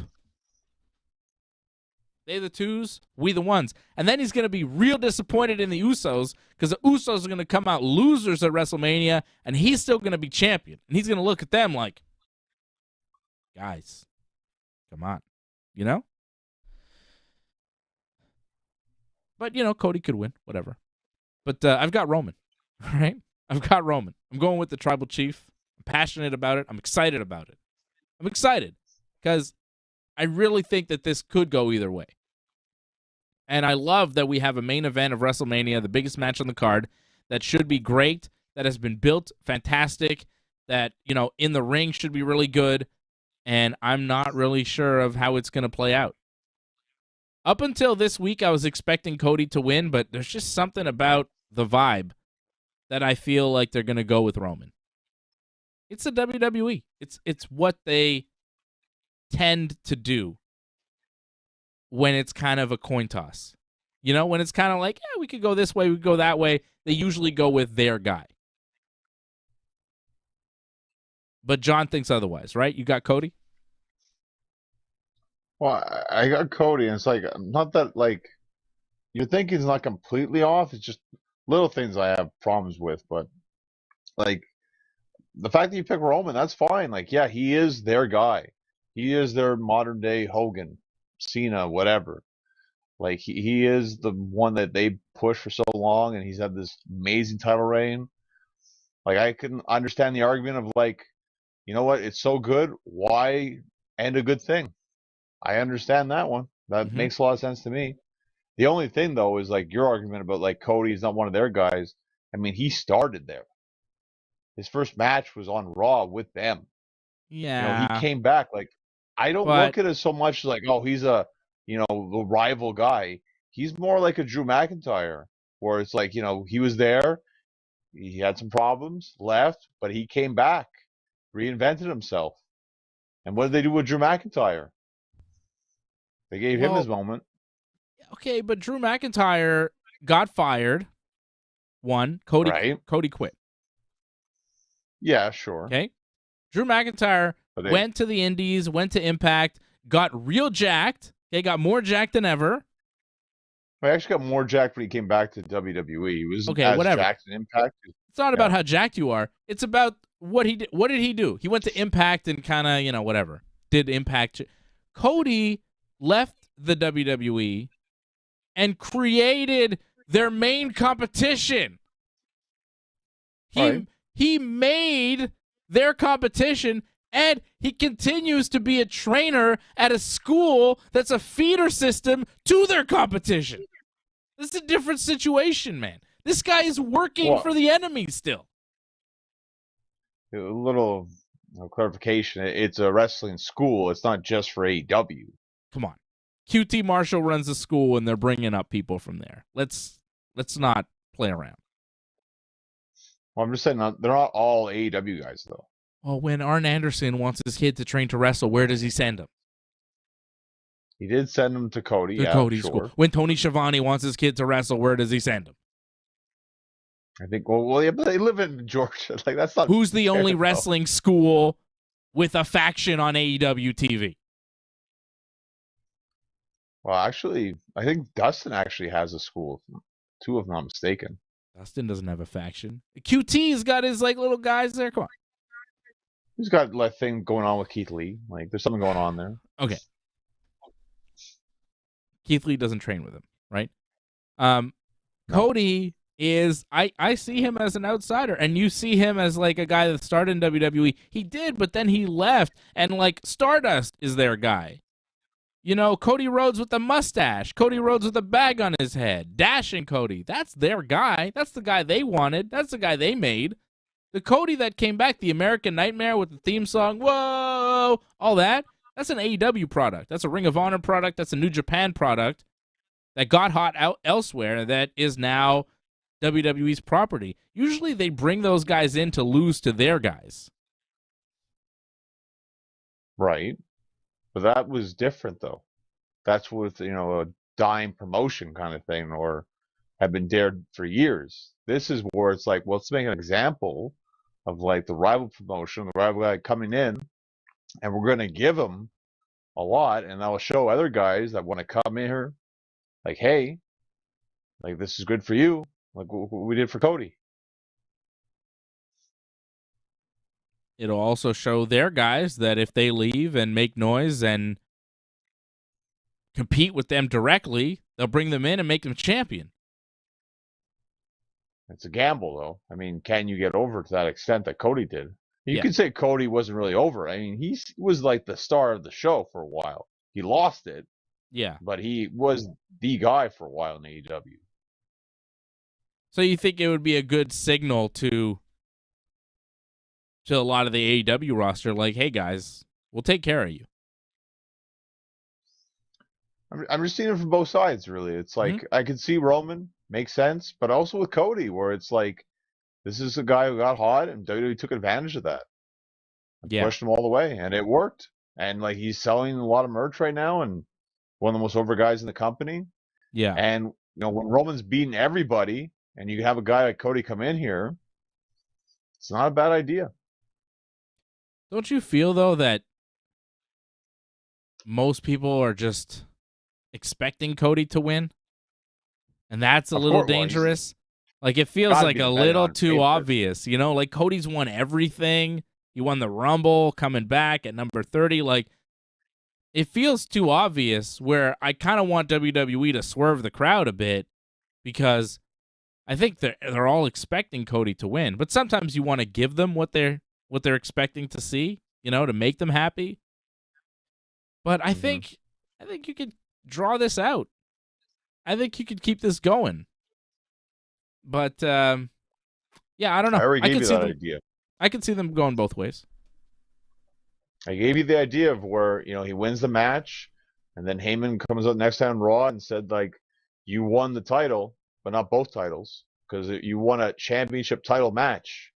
That was in the contract. So he becomes WWE champion, but he's not the Universal champion. And then you have unification again at SummerSlam. That's how you draw it out, I think. You could be right there. You could be right. That's what they should do. Doesn't mean they will do that, though. I love that we're going into it, though, and we have a lot of questions.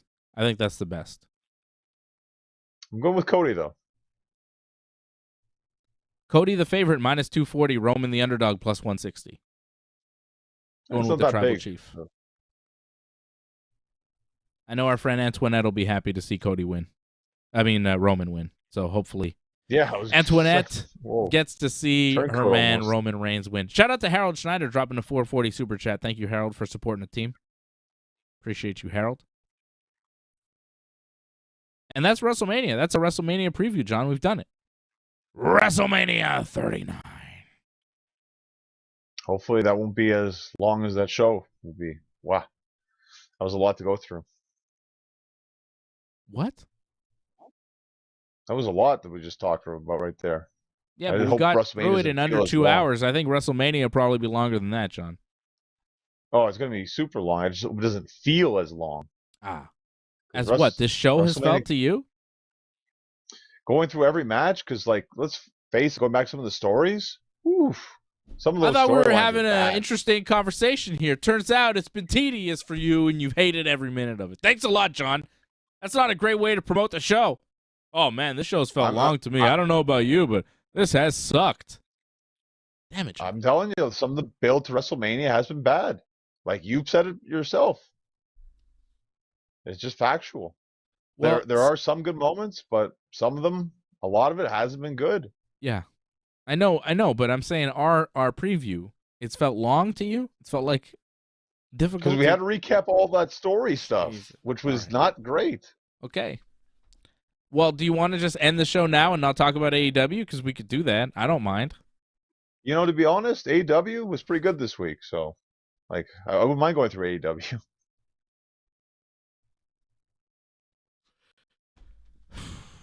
You're not going to be here tomorrow night or Sunday, right? That's correct. I would say I'd miss you, but I don't know. After tonight, maybe you need a break. I won't miss WrestleMania. Just talking about it, I won't miss it. Oh, shit. You're killing me. You are killing me. You have matches Saturday and Sunday. Big weekend for you. That's correct. Man. That's correct. So WrestleMania is the first thing for my mind right now, to be honest. It's crazy. Usually on a weekend it'll be one match, not two. Well, the problem is people had to pack everything into this weekend because next weekend is Easter, right? Uh-huh. Passover, too. Passover starts on Wednesday, by the way. So there you go. Did Mike Bailey work Kota Ibushi and Hiroshi Tanahashi last night? I didn't really look into it, but I guess you saw something. He did, right? I don't know. Like, you watched. I didn't see it. Well, he did the Ibushi match at Bloodsport, and I think later that night he did the Impact New Japan show, and he wrestled Tanahashi there. Like, I think the Bloodsport match was like at 9, and maybe the Tanahashi match was at midnight or something. Because Impact had like a late pay-per-view at like 11 o'clock last night. Okay. It's interesting times. Yeah. I'm pretty sure Mike Bailey wrestled Kota Ibushi in Ibushi's return match after like a couple years away, right? He's been gone for a while. And then he wrestled Tanahashi. For a while. Like, jeez. Who's having a bigger weekend from Montreal? You, Sami Zayn, Kevin Owens, or Mike Bailey? You're all very busy. Well, it's good that everyone's very busy, and I'm sure everyone's fan base will say something different, But, it's good that everyone's keeping busy. I'm going with John. I would say me too, and I know what I have to look forward to coming up. I'm very much looking forward to this, but yeah. Well, everyone's going to have their good moments, though. Kevin and Sammy, more than likely, in terms of mainstream, like that's going to be the biggest. Because them finally winning tag team titles, that's going to be huge. To me, though, you wrestled Tanahashi and Ibushi on the same night. It's pretty good. It's pretty impressive. God damn, man. For you and a lot of indie fans, yeah. Jeez. But again, like mainstream fans, it's all about WrestleMania. I think we'll probably see Mike Bailey at a WrestleMania one year. If not WrestleMania, then at a AEW thing. I think he's going to be on one of those big shows sooner rather than later because he's getting so much steam right now. Yeah. I mean, WWE's not impossible. I would just think more AEW. It just feels like that's more his thing. I think he would look pretty small in WWE because they're so big still, Whatever. Yeah. I think it would be easier for him to get over in AEW. I think they would give him more leeway as far as like what he's able to do in the ring and kind of where they would push him. Yeah. Yeah, no. I agree with you. Yeah. Better matches too, I think. Yeah. He's good though, man. He's doing a hell of a job. So shout out to Mike Bailey kicking major ass this weekend all over Los Angeles in all sorts of different shows. Speaking of different shows, before we jump into the AEW, let's talk about what happened tonight at the Ring of Honor show. You want to know some results from the Ring of Honor Supercard of Honor? Yeah, what happened? I wasn't really paying attention. The Ring of Honor World Championship match, Claudio Castagnoli and Eddie Kingston. Guess who won? What happened? Claudio? Claudio did win, retaining the championship, beating Eddie Kingston. A lot of people, I kind of thought they'd give it to Eddie Kingston. I don't know. Not enough build. Okay. They've been doing good promos together, though. I've seen a few of those promos on YouTube. Not bad. I feel like if they gave that another run, sure, but I didn't think they'd change the title right now. There was a title change. Katsuyori Shibata, the wrestler, this is a match I've got to see. He beat Wheeler Yuta to become the new Ring of Honor Pure Wrestling Champion. Okay. Shibata. The Lucha Brothers beat Top Flight, The Kingdom, Aussie Open, and La Facción Ingobernable in a Reach for the Sky ladder match to win the vacant Ring of Honor World Tag Team titles, of course vacated because of the loss of Jay Briscoe. The Briscoe brothers were the champions. But now it is the Lucha Brothers, another brother tag team, a tremendous brother tag team. And I saw some highlights of this match. It looked great. I'm going to go back and watch a lot of this pay-per-view probably tomorrow before I watch WrestleMania, before the Yankee game. Yankee game, I think first pitch is 4 o'clock, so I'll wake up in the morning and watch some Ring of Honor with breakfast. Lucha Brothers. NXT. What? No, when's NXT? I think it's on like at 12. Jeez. Relentless professional wrestling this weekend. I got to watch the Hall of Fame, too. I want to see that. Lucha Brothers, new Ring of Honor Tag Team Champions. Hiroshi Tanahashi beat Daniel Garcia. How about this? Samoa Joe retained the Ring of Honor TV title, beating Mark Briscoe. A bit of a shock. Yeah, I thought they maybe give it to him, but oh well. Yeah, I thought so, too. Athena retaining the Ring of Honor World Women's Championship, beating Yuka Sakazaki. The Embassy, Brian Cage, Kaun, and Toa Leona beat AR Fox, Blake Christian, and Metalik to retain the Ring of Honor six-man tag team titles. Metalik, that's Grand Metalik, right? Yeah, he's wrestled in ROH before. Man, he was on their pre-show last time. Yeah, he was very good. He's worth watching. I love Grand Metalik. I was a huge fan of his in WWE. They never did enough with him. He was so good. That team that they had there, Metalik, and the other guys, Lindsay Dorado, Lindsay Doritos, and the other guy, they were good. They had they have Sin Cara with? No, they had Kalisto with them for a while, right? That's right, Kalisto. I don't think Sin Cara was ever with them. No. I got confused because Sin Cara and Kalisto were a thing for a while too, right? They were, yeah. Yeah. They were good too. But Metalik, man, I'm a big fan. El Hijo del Vikingo beat Commander to retain the AAA Mega Championship. You know, I kind of dismissed the idea of the dream match between Kenny Omega and El Hijo del Vikingo because at the time, it was not a dream match for me because I didn't know shit about El Hijo del Vikingo. But now that I have seen El Hijo del Vikingo, in hindsight, it was a dream match because I don't know if we'll ever see it again. It was incredible, and now I am a super fan of El Hijo del Vikingo because I want to see this guy wrestle as much as possible. He's incredible. I saw highlights of this match with Commander. It looked insane. I got to see this. Commander is really good too. But El Hijo del Vikingo is on another level. This guy, tremendous. Tremendous. I'm a huge fan now. Huge fan after that match with Kenny. That match was huge for this guy's career because it made fans. I can't be the only one, right? I mean, they put him on the map. Put him on the pro wrestling map in the U.S. and Canada. As far as, like, real wrestling fans outside of Mexico, this guy is now a star. And he's worth tuning in for, so. I saw it was El Hijo del Vikingo against Commander, two guys that I've seen maybe once each in AEW that I was blown away by.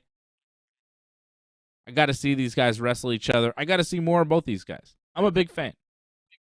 El Hijo del Vikingo. It's just too bad Ring of Honor was going on right now. You know, I probably would have watched the pay-per-view, but the timing just didn't work out because Smackdown's on, so it's too bad. But maybe something to go back and watch. But I already have WrestleMania to go back and watch, so we'll see if I have time for that. I don't know. Yeah, there's just so much pro wrestling going on this weekend, like we've talked about, But we had to focus on WWE and WrestleMania and all that stuff. But, of course, we did watch AEW Dynamite this week. It started off with a match between Jungle Boy and Matt Hardy. That Jungle Boy won after a clothesline in the back of the head. Hook came out and brawled with Ethan Page. At one point, Ethan Page was in Matt Hardy's corner and getting involved. And Hook and Page brawled to the back. Darby Allin was shown watching the match backstage, as were Sammy Guevara with Ty Mello, who returned. So they're building that. Jungle Boy, Darby, Sammy, and, of course, MJF. MJF came out after the match, and this is where things got cooking, right, with MJF and Jungle Boy. This was a good promo. It was good, yeah. MJF comes out and says, Jungle Boy, interrupting my rebar mitzvah last week was kind of a Kanye move, which I thought was good. He's saying, interrupting a bar mitzvah. A little bit of an anti-Semitic move here, Jungle Boy. And then the people in St. Louis were booing, and MJF was like, you people aren't really forward-thinking anyways. Kind of saying maybe they were all anti-Semites. MJF acting like Uncle Leo over here, which is funny to me. I enjoy everything MJF does. MJF says Jungle Boy had the audacity to say that he had an easy road to the top. And then the fans started chanting, "Shut the fuck up," to MJF. And MJF kind of looked at them and went, "No." They're like, "Shut the fuck up." He's like, "No, I'm not going to." MJF says, my job is a joke here. I barely wrestle. I talk on the microphone and collect a fat check. And then I go home to the greatest place in the world, Long Island. He says Jungle Boy, he works hard, but he hasn't been rewarded for it. And he shouldn't be mad at MJF. Jungle Boy shouldn't be mad at the company either. He should be mad at himself. MJF says that when they wrestled each other a couple years ago, he went to the back and thought he had found his equal for the first time. He thought he might have even found somebody he respected. And he gave Jungle Boy advice. And he asked Jungle Boy if he remembers the advice that he gave him. And Jungle Boy says, yes. You said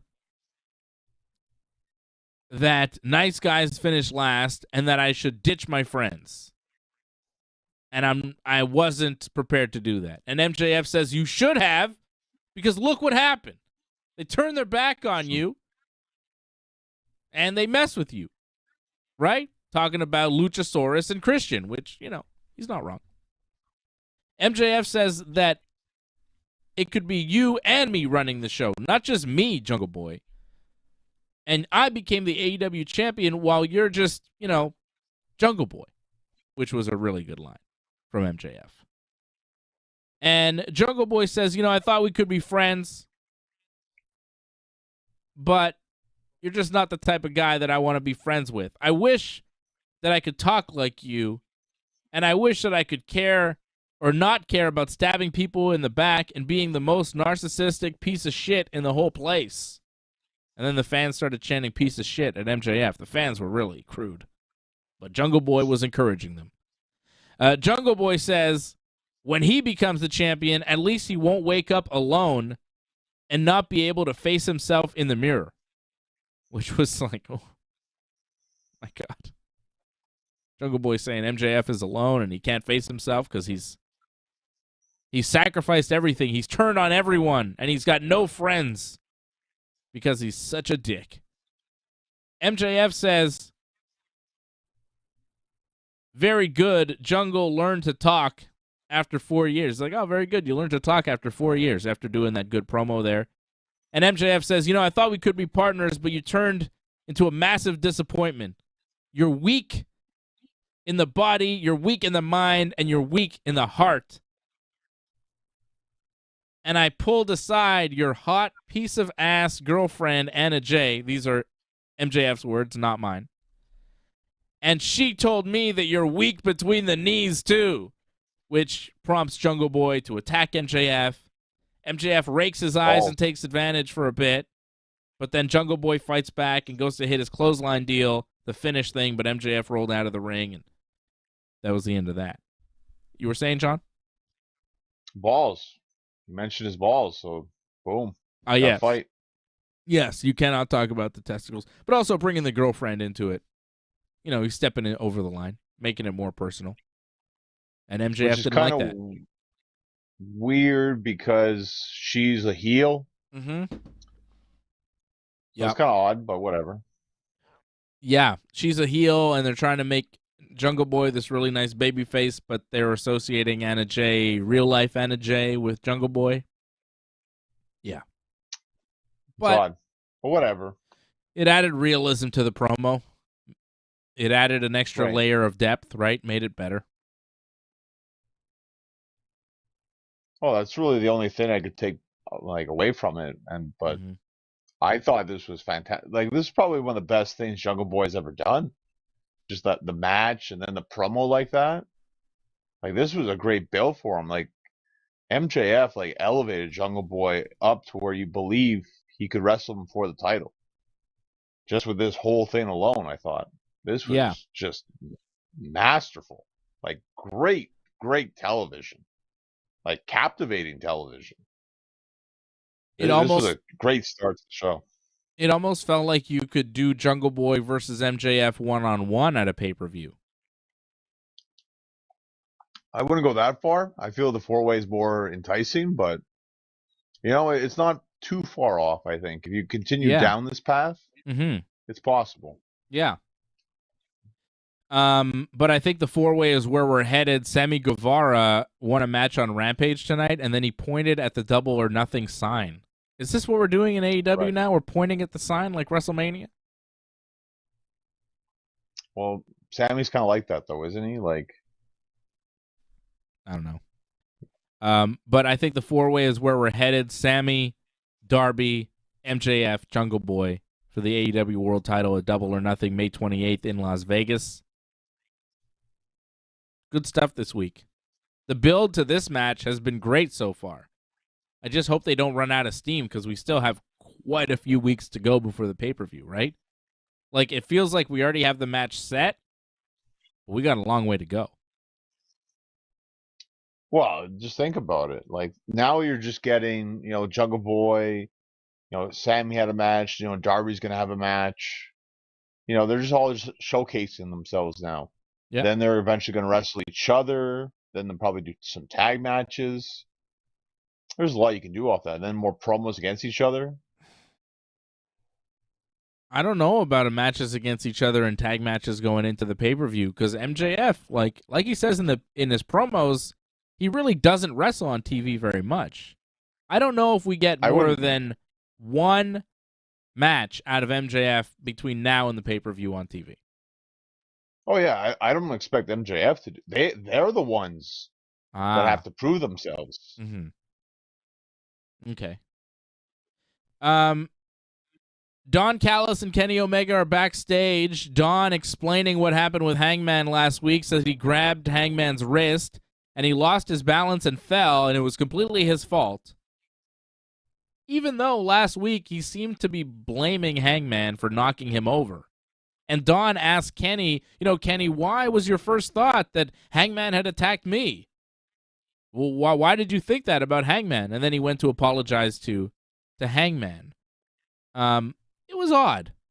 It was odd because Don last week seemed to be trying to turn Hangman and Kenny against each other, and he still seems to be doing that, but not fully because he went to apologize to Hangman, and he admitted this week right away that, he didn't really attack me. Even though last week he was kind of signaling like, oh, Hangman knocked me over. He's a weasel. What do you want? Like, he'll say one thing and do another. That's pretty much Don Callis. So it's not too surprising that he's kind of like that. It's just, how long is Kenny going to put up with that is the question. But this week, I guess things got out of hand and it didn't go exactly the way they planned, unfortunately. Whew, that was rough.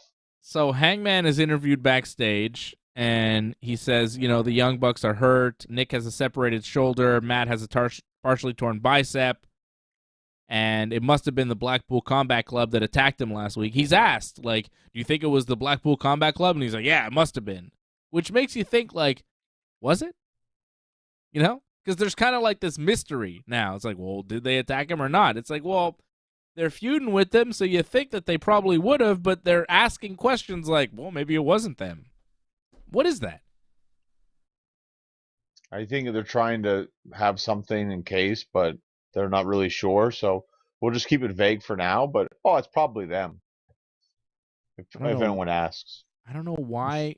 What's the reason for a backup idea? Because it seems like it's Blackpool Combat Club versus the Elite going forward, based on what we saw. Right. So I don't understand why they would leave the question of, maybe they didn't attack the Young Bucks. Why wouldn't they have? Who else would have? FTR, possibly? Well, that's it. FTR, Punk, if they have Punk coming back, maybe they want to tie that into the story, But they're not sure yet, so that's why they keep it kind of vague. Ah, interesting. Punk. A lot of Punk talk this week. Yeah, I get. Well, Punk's always been the news in a sense, right? Mm-hmm. Like he's keeping himself out there. He's apparently chatting with Ray on Instagram. With who? You didn't see that? Like this actually happened. Like Ray, like because when he punched Dominic, whatever, and then Punk commented back that way to go, Ray. I've wanted to do that for like 13 years. Because remember, like they had the Straight Edge Society confront Ray's family. Dom was there, and like I think Punk threatened to hit him and all that. So Okay. Punk was having fun with that. Okay. Well, Punk texted Dax Harwood on Dax's live podcast, and Dax asked Punk if he had any message for the fans, and Punk said, "I miss them." It's nice. There's that. There's a photo with FTR too, I think, that he took. I could see that. Punk, I think, wants to come back. There's talk that he may come back to AEW. Tony Khan has a important announcement, not a major announcement, an important announcement teased for Dynamite this week. I don't think it's going to be the return of Tony Khan. A very important announcement. Right. That's it. Okay. Very important. Is it CM Punk? Honestly, I'm thinking it's just the UK thing. They finally figured it out. That's what I think. Like they're doing a tour? Well, they're going to have a date or something, or a show, whatever, yeah. Okay, maybe they'll go to Blackpool for the Blackpool Combat Club, because, John Moxley's from Blackpool. Nope, nobody's actually from there, but that's okay. Don Callis shows up during the Hangman interview and apologizes to Hangman, and Hangman's like, "You're apologizing to me?" What? He's kind of confused, right? And then the Blackpool Combat Club show up and attack Hangman. And at this moment, I think, maybe Don Callis is with them now, right? You would thought. I thought so too. Right? Because even Don is like, and he wants to shake their hand, and you're like, oh no, Don turned on his guys, and he's with these guys now. They need a new Regal. He's their new Regal, and he's a heel guy and is with Kenny, who's a babyface, so it makes sense that you'd move him along. But no, Moxley just punches Don Callis. Claudio takes his sunglasses, and then we go back to Don Callis, and he's got a huge gash in his head, and he's bleeding profusely. There's blood everywhere. More blood than is possible for one punch. There's no way that one Jon Moxley punch created all that blood. No one in the history of mankind has ever gushed that much blood and had a cut all the way down their forehead like this from one fist. It's never happened. It was insane. Like, he bladed himself, obviously, but like big. No, he didn't blade himself. What? What did he do? Hear it? Like when he punched him, right? He hit something, and like you heard a clunk. He hit something, and like he cracked his head on that. He fell into something. Yeah, like, and you heard the clunk. Yeah. Like that was a legit injury. Like he got seriously injured. I think he went to the hospital. I thought he went to the hospital because he like dug too deep or whatever, and he had to get a stitch. No, he actually got busted open for real. Yeah.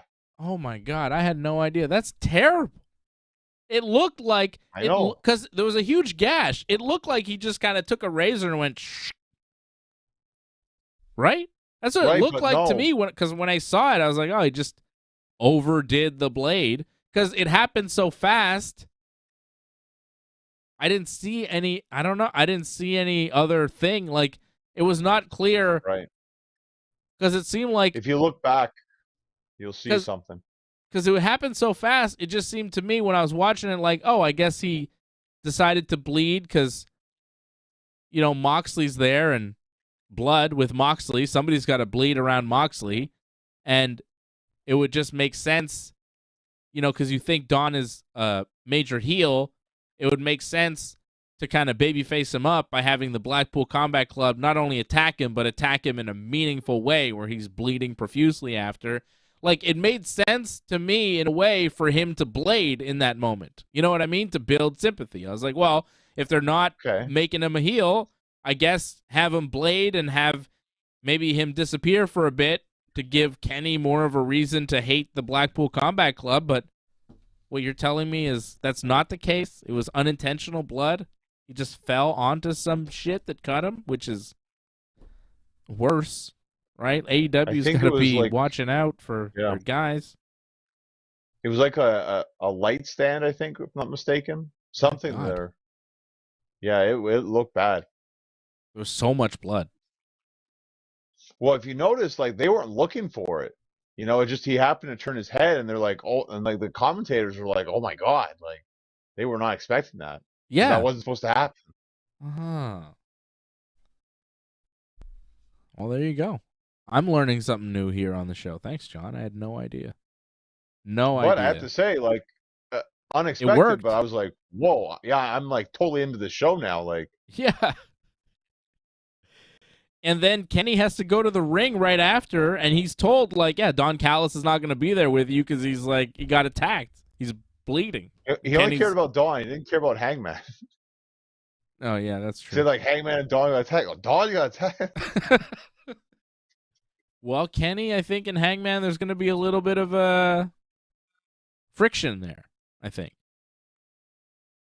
Because I know you don't watch Being the Elite, but on this week's Being the Elite, Matt Jackson started sending a text to Kenny Omega, okay? Okay. And the text was, hey, man, we have no lies or secrets in our friendship. I wanted to send you this video clip. So, full transparency, you know, like, what's going down. And the video clip was Matt when he looked at Hangman, when Hangman beat Kenny for the belt, right? Yeah. And Matt looked at Hangman, and he's like, do it.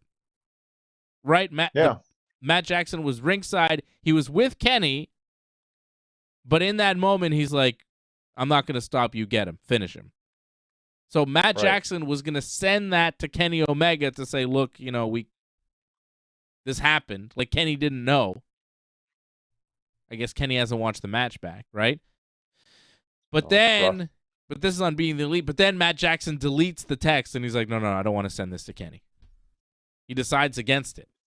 So there's something there. Okay. Like, they're building something where, like, Kenny, like, the Bucks have kind of sided with Hangman, but Kenny feels like the Bucks are his, but they're also with Hangman, but they don't want to show Kenny too much because I think there's some friction with Kenny and Hangman still from back then. It's an intricate story that they're building not only on TV, but also on Being the Elite. So I'll watch Being the Elite for you and keep you up to date. Yeah, but didn't Matt apparently, like, tear his bicep? Yeah, he's actually hurt, but apparently he's going to try and not do surgery and just rehab it and hope to come back. So, well, good luck. Like, that could be rough.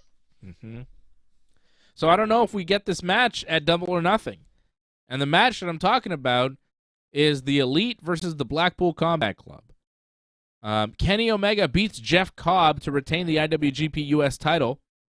Hits him with the one-winged angel. I thought the match was pretty solid. Right? Good match. Best match of the night. Yeah. Match of the night, easily, yeah. Yeah. Kenny was hurting after the match, struggled to get to his feet, and then the Blackpool Combat Club surround Kenny. And when I say the Blackpool Combat Club, I'm talking about Wheeler, Utah, John Moxley, and Claudio Castagnoli. They surround Kenny, who's hurt, who's beat down. Who shows up but Bryan Danielson? And he seems like babyface Bryan, telling the guys to back off, don't attack Kenny, helping Kenny to his feet. And then Wheeler Utah jumps on the apron, which distracts Kenny and allows Bryan to run at him and hit him with the Busako knee. Bryan then applied the label lock, yelled at Kenny Omega, told him what's wrong with professional wrestling. And the Blackpool Combat Club beat down Kenny Omega. And Bryan held Kenny's nose while he was in the label lock and put him to sleep. Full turn for Bryan Danielson and Blackpool Combat Club. And it seems like the match to make at Double or Nothing is Bryan, Claudio, Moxley, Utah versus the Bucks, Kenny, and Hangman. I think that's where we're headed. This was cool. I did not expect to see Bryan Danielson back so soon. I did not expect to see him in this role. Not only back with these guys, but in a strong leader heel position. But I don't hate it. I don't hate it whatsoever, because the matches that they could do, my God. Bryan versus Kenny. Claudio versus Kenny. Moxley versus Kenny. Moxley and Bryan versus Kenny and Hangman. Moxley and Bryan versus the Bucks. Nick Jackson versus Bryan Danielson. Claudio versus Nick Jackson. I mean, there are matches to do there. A lot of matches. And, of course, the 8-man tag. And you could do the 8-man tag in a regular match. You could do the 8-man tag in a gimmick match, some sort of cage, some sort of death match, whatever. There are options here. Lots of options, and all of them are good. As long as the Bucks can be healthy for this feud, they've got money here. Big money. So I'm very happy. I'm very happy with this. I think this was perfectly executed. I love the turn from Bryan. I thought he did a great job, and there's a lot to do here. A lot. Lots of meat on the bone. And we'll hear from them this Wednesday as well. That's what they said. Yes. The BCC will be there to explain their actions, I guess. So more than likely, Bryan will have a promo to explain it all. And, in the end, coming home just meant to be with his, boys again, pretty much. That's what I think he meant by that. Be more who he is. Yeah. A heel. Like, he was always really a heel, and just be more himself. Yeah. I think Bryan as a heel is great.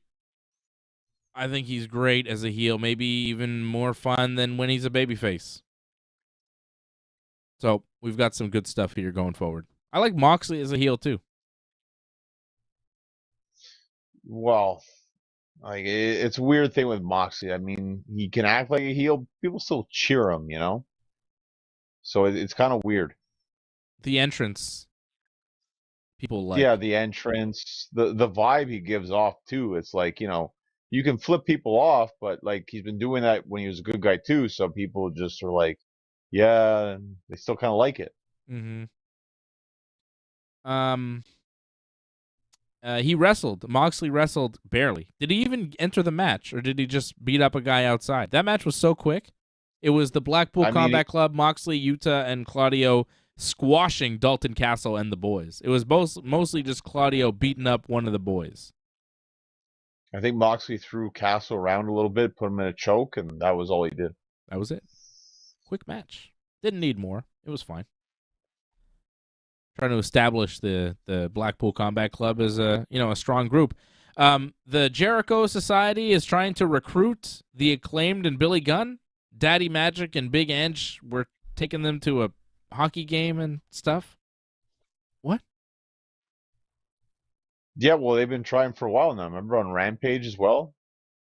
They were trying to get them to do this, and I guess apparently we'll get the answer next week on Dynamite. They're going to answer to the JAS. I wonder what their answer will be. Yeah, probably a big no, but yeah, whatever. Yeah. The Ass Boys cut a promo about FTR, and they say the match is next week. And I don't know about you, John, but I'm starting to think that this whole FTR Ass Boys feud is a bit of a work. All right, I don't know. What you talking about? There's been like some words back and forth in the wrestling media and on the podcasts about how they don't really like each other in real life, right? I think they're twisting a lot of things. Dax has said some stuff about the Ass Boys. Even the Ass Boys have said some stuff about FTR. But I think, even when they're not on TV, they're working.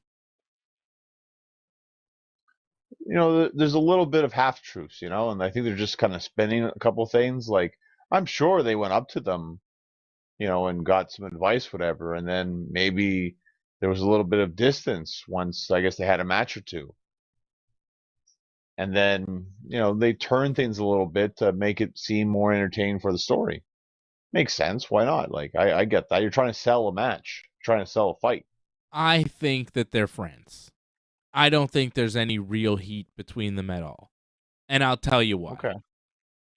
Because Dax had his live podcast, and who interrupted to yell at FTR and to the Ass Boys. Okay. Dax booked them. Yeah. He's not booking them if it's a work. They're friends. You know what I mean? When he did that, I was like, oh, Dax, he should not have done that. Because you had people going there. You know what I mean? You had me going. I was like, maybe these guys really don't like each other, because they're saying in their shoot podcast they don't like each other, so you think maybe they're not working. But then when I see the Ass Boys show up at the Dax Harwood show, it's like, well, he's not, like when Dax is like, we've got all the members of the Pinnacle that we want here on this stage. And it's like Wardlow and Spears. His partner there, Spears, and then, of course, the other FTR, Hair FTR, right? Cash. But, so they're like, oh, we don't want MJF there. I kind of believe that they don't want MJF there. I kind of believe that MJF does have real heat in the AEW locker room. But even now I'm starting to question that, because it's like, well, does he, or is that just his character where he's supposed to be hated by everybody? I'm not sure. MJF, I'm still kind of unsure. If he would have shown up on that FTR podcast and been like, you guys suck, I've been like, oh, it's all a work, But he didn't do that because he's smart. And also maybe it's not completely a work with some people that he doesn't, get along with. But with the Ass Boys, it's kind of like, all right. And now it's career versus title. It's AEW career. FTR, if they lose, they can never team in AEW again, and everybody thinks they're going to go to WWE or whatever, but if they win, they're the tag team champions. I think they're staying in AEW. I think they'll probably do AEW and Ring of Honor and this and that and New Japan and whatever, but they're not going to WWE. I think they're staying with AEW, and they're probably going to win the AEW tag team titles here. So I think the match will be good, but I think FTR win the titles on Dynamite, because if they don't, like, what the hell? I don't think they're going back to WWE, so especially based on some of the stuff they said about Shawn Michaels. I'm like, yeah, it's going to be tough working for Triple H if you say those things publicly about Shawn. So I don't think so. Well, I feel like they've said a bunch of things, too, about AEW as well.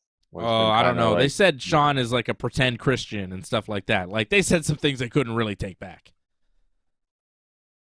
It was tough. Right. You got to see that podcast they did, John. Watching that podcast, I was like, oh yeah, they're pretty AEW. This is a AEW show. Big E was there, but they didn't put him on stage. Big E was in attendance. I saw a picture of Big E and Will Hobbs together. I was like, that'd be a good tag team, man. Goddamn. Why I think it's because of contracts and all that. They can't legally have him on the show and all that. So you know. It's best that doesn't happen, but yeah. Although at this point with Big E, let him do what he wants. Come on. Well, I mean, he's still under WWE contract, so you got to respect that, I think. Yep. I'm saying WWE, give him some leeway. What's he doing? Well, you can go to the show, you just don't be on the show.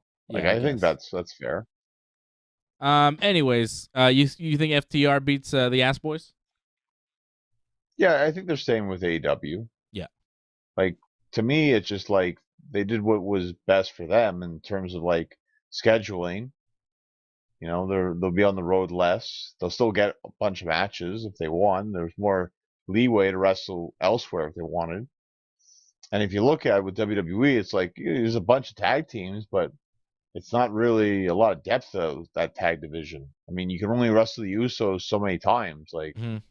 The New Day so many times, and they've actually already done it too. So, I mean, it might be a little bit different, but not too much difference. And then, you're stuck there for a couple of years just doing the same thing over and over, where you have a little bit more freedom AEW to wrestle all throughout the world. So yeah, I can see why, and they'll still be making good money. And honestly, like they're probably more over than they've ever been. Yeah. So why not see how far they can take that? Yeah. I just look at guys like Gallows and Anderson, right? They left WWE, whatever, they got fired, they came back, signed a big contract, and they've been gone for months from TV. They came back tonight on Smackdown. They were just two guys in the Andre the Giant Battle Royal. They've been gone for months. Right. They were in the Battle Royal. No one said anything about, hey, they're back. Nothing. Otis eliminated them back-to-back, too. Dumped Anderson, dumped Gallows. It's just like, Otis is dumping people now. Otis didn't even go on to win. Bobby Lashley won the Andre the Giant Battle Royal. Bobby and Bronson Reed were the final two. Nice to see Bronson Reed getting a little bit of a shine, but Bobby Lashley winning that Andre the Giant Battle Royal. It's a consolation prize for Bobby because he's supposed to wrestle Bray Wyatt at Mania, but it didn't happen, so he gets the Battle Royal on SmackDown instead. But that's kind of my point about tag team wrestling. Like, yeah, you could be Gallows and Anderson. You could disappear with an injury or whatever for months, and then you could be FTR coming back in the Andre the Giant Battle Royal and getting dumped over the top unceremoniously, and no one really cares. That's what they do to great tag teams in WWE. The Viking Raiders, Gallows and Anderson. I mean, the list goes on and on of great tag teams that WWE has just squandered. I wouldn't go there if I were FTR. They don't care about tag team wrestling. At least outside of WWE, you can have matches where people and promoters seem to care about what you're doing. Well, it's just not the top priority. And, like, you know, you'll see with Kevin and Sammy, they'll make the tag team titles important for a little bit, but they'll eventually lose, and the tag team titles will eventually go back to the way they were. Especially if they separate the titles again, that will really diminish the champions, just the way how they're prestigious in WWE. Because having one set of tag team champions is fine. Two is just way too much, and it doesn't feel like a big deal when you have two tag team title matches a show. Like, they got to fix that. And hopefully just one tag team title, that's it. Hopefully Kevin and Sammy can just keep it unified for the foreseeable future, forever. Right? Because you don't need that. You don't need the splitting up of the belts. Speaking of belts, Orange Cassidy defended his international championship over The Butcher on Dynamite this week. You know, was what it was. Wasn't my I thought it was weak. I mean, I thought Orange has had some good matches lately, and this was weak compared to a bunch of his other encounters he's had. Like the Jeff Jarrett match wasn't even close to as good as that. No. And I think he's wrestled, you know, the Butcher quite a few times. It's like, well, why couldn't this have been good? And, like, to me, it's like they do way too many of, like, you're going to go for a move, but then counter, then go for a move, but then another counter. Then nothing really happens. It's just a bunch of, like, you're going back and forth. There's no real action. And I felt they lost the crowd because of that. The crowd was kind of into it, but then when you just do counter all the time, no one really gets into anything because nothing really happens. And then you finally get something, but it's kind of just like it's all right, nothing great. That's what the match felt like. And then the finish, too. It's like, the good guys have to cheat to win. Not great.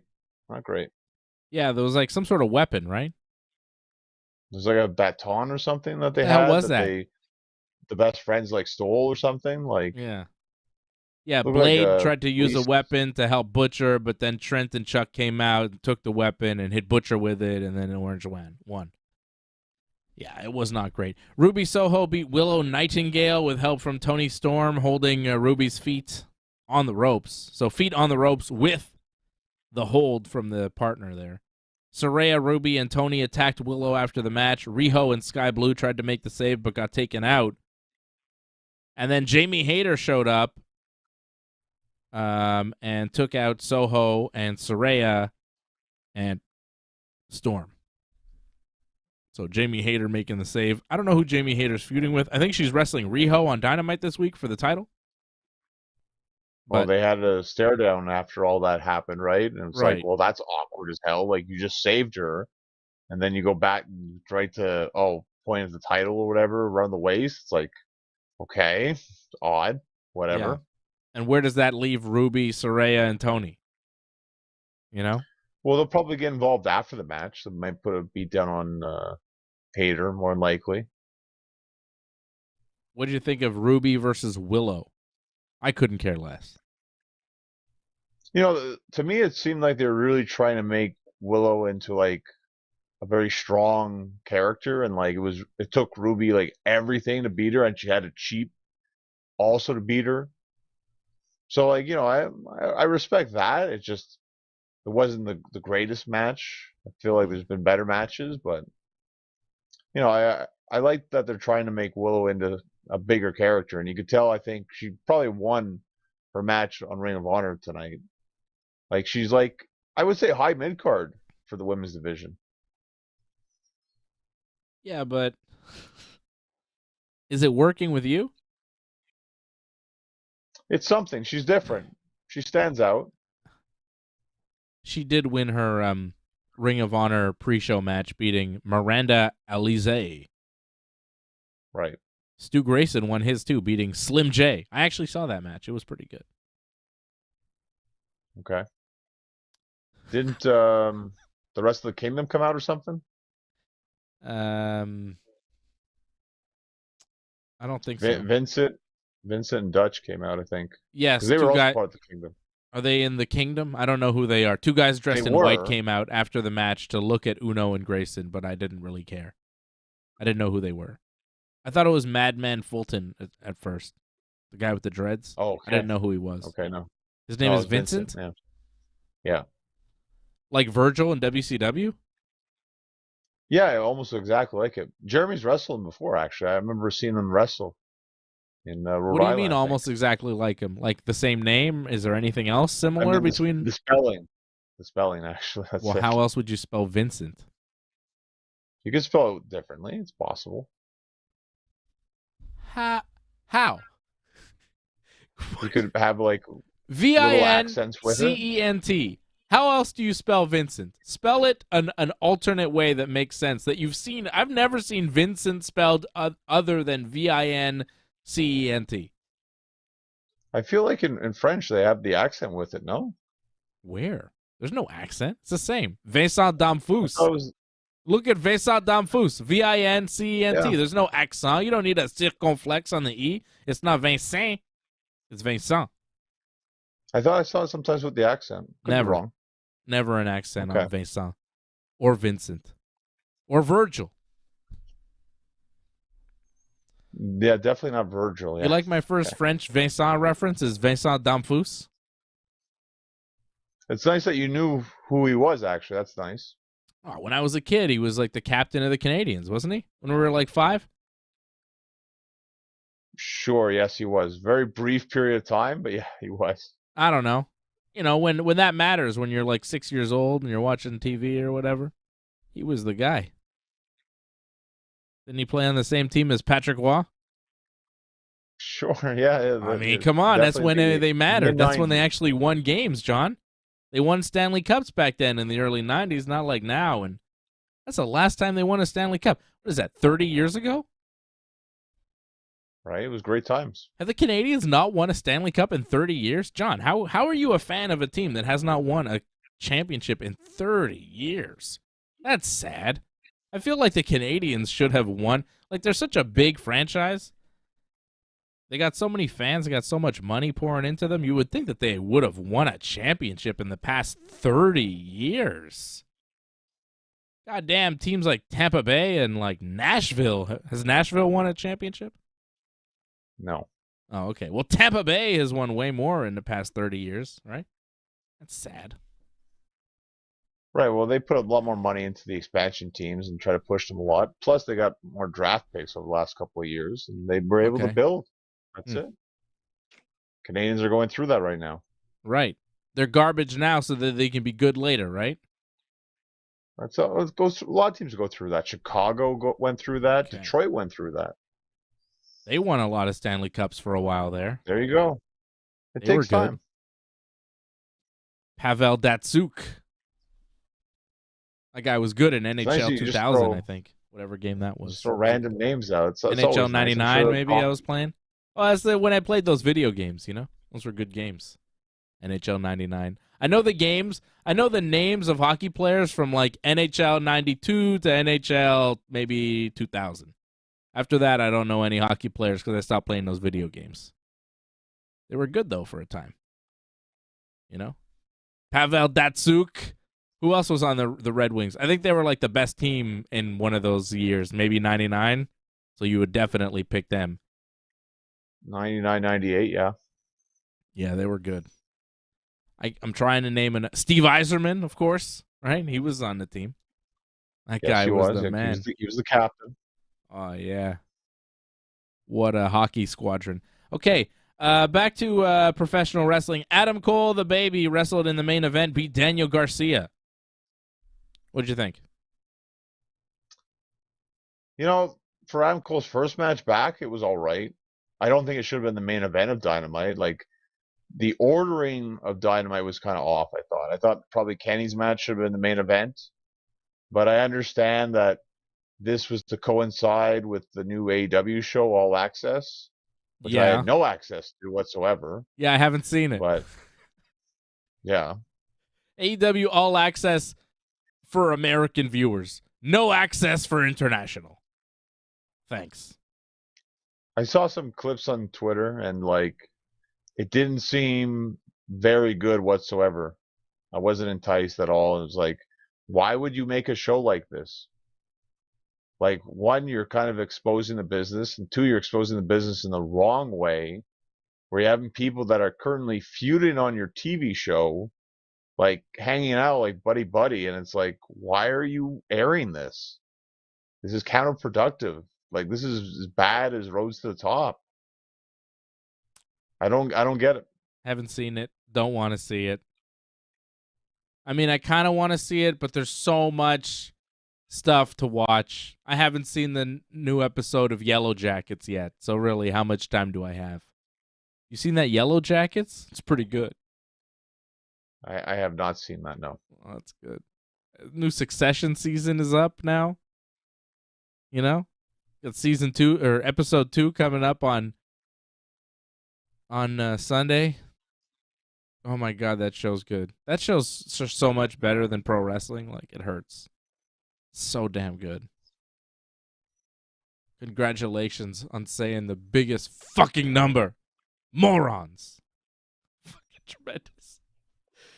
Oh, man. I'll take Logan Roy over Logan Paul any day. I'll tell you.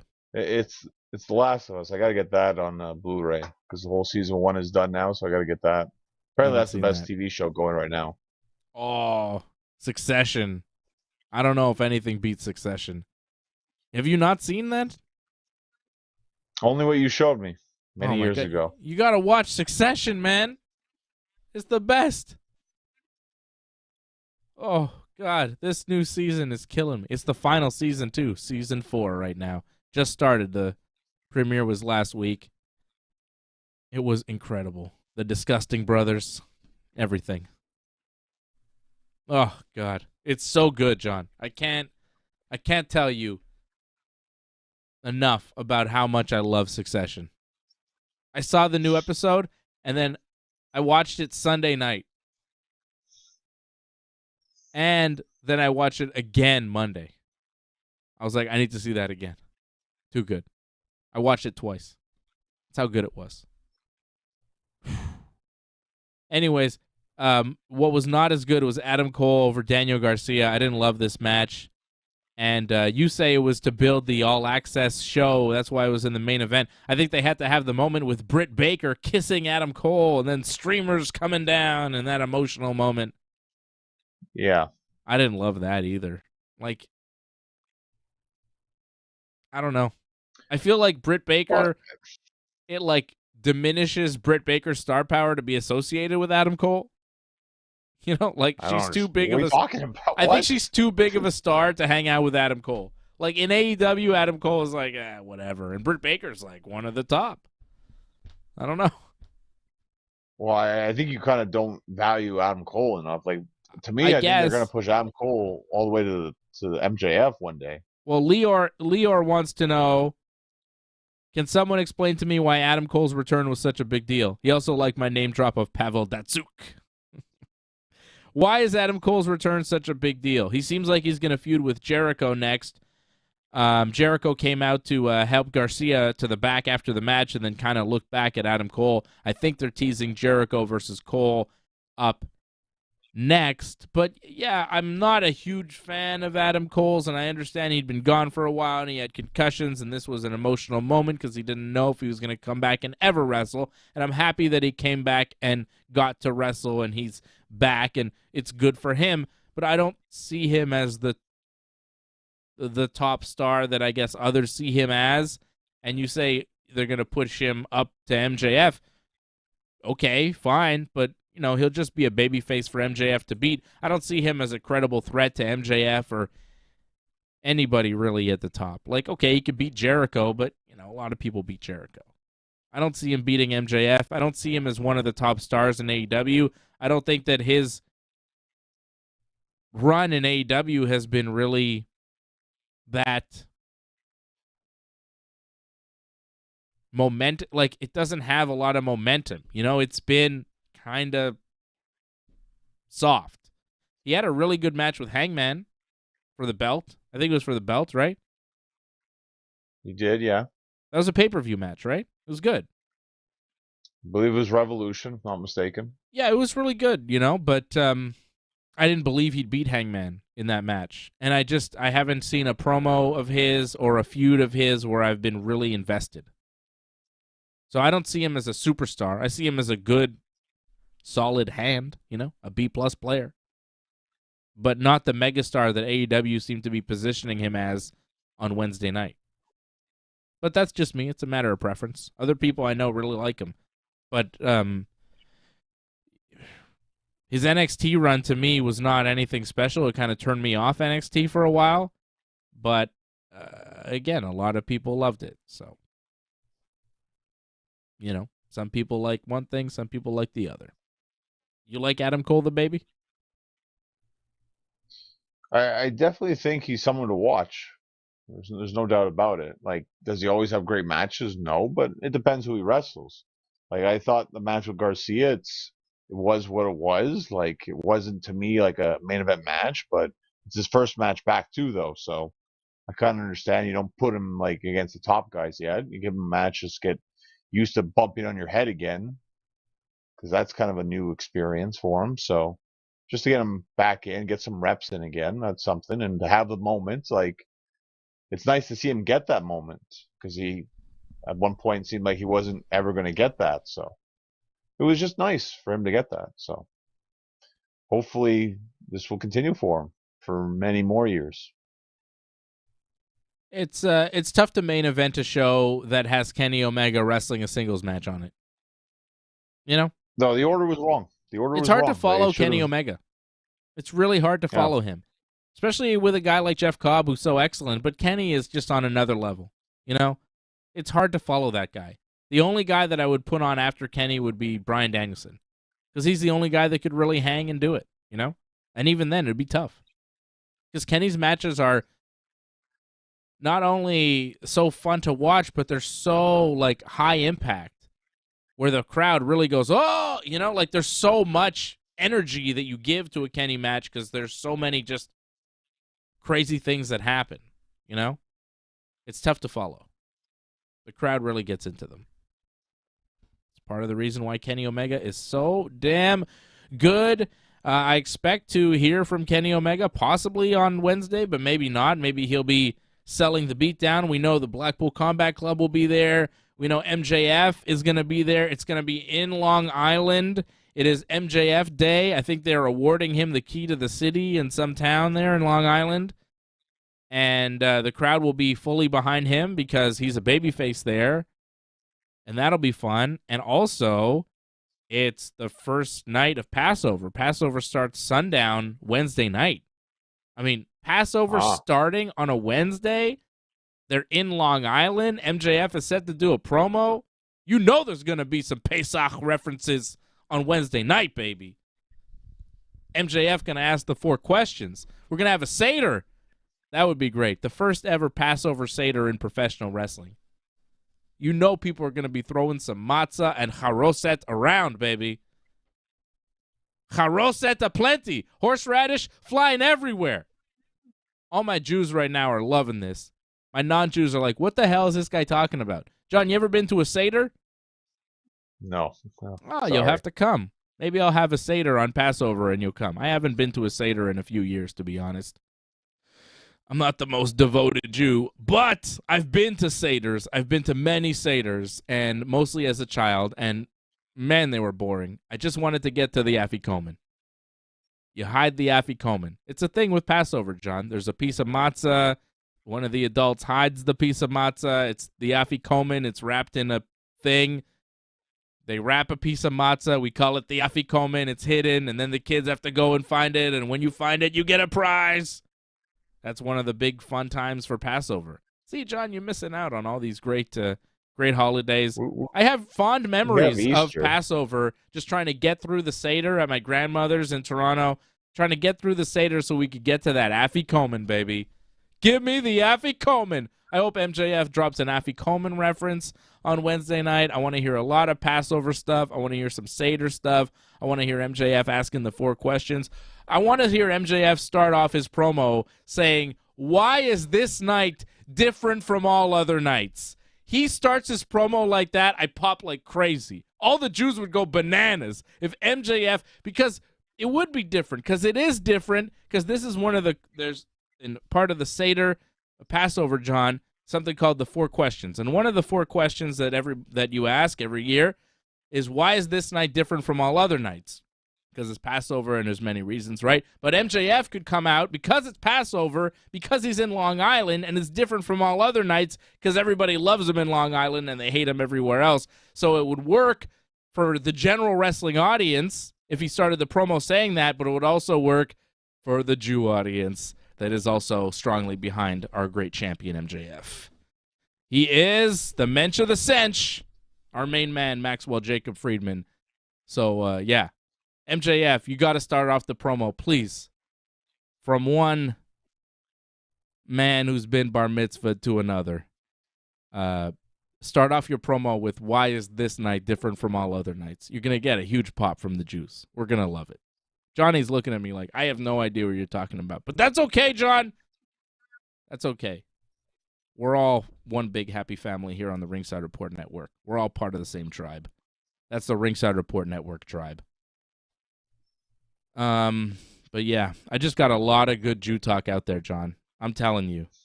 My Jews out there listening are like, yeah, Dave, you are giving it. My man Lauren out in Côte St. Luc, I know he's loving it. Everybody loves the afikomen. I actually, when I first heard Jericho's Judas song, I thought he was talking about Passover.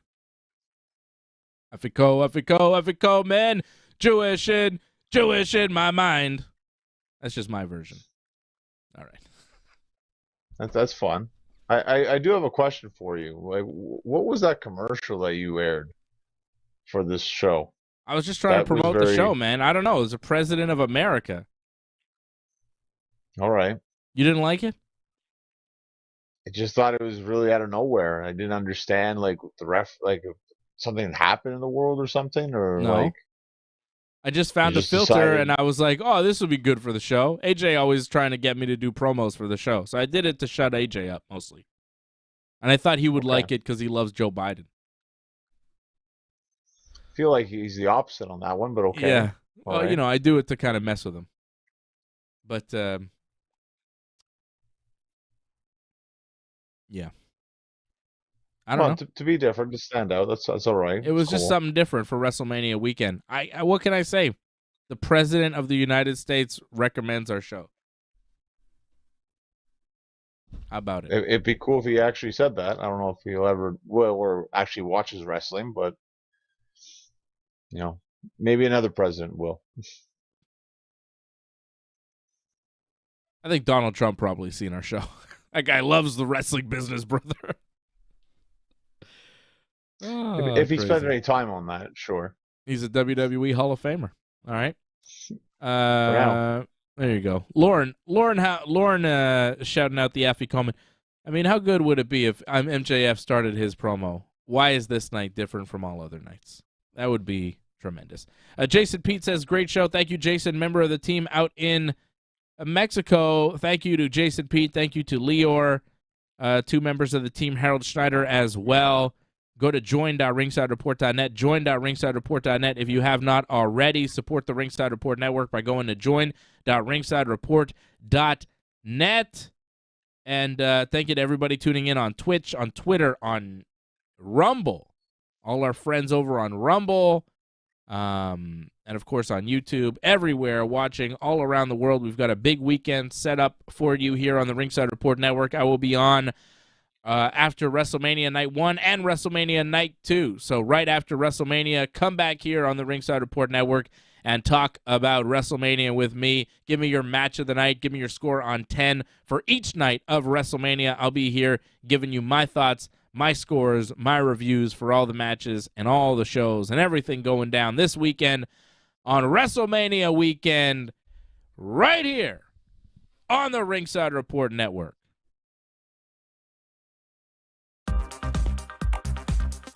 Please join in and give your support to Ringside Report Network. We've been providing expert coverage and commentary on both pro wrestling and MMA for over 15 years. Go to ringsidereport.net/support to find out more ways to support the channel.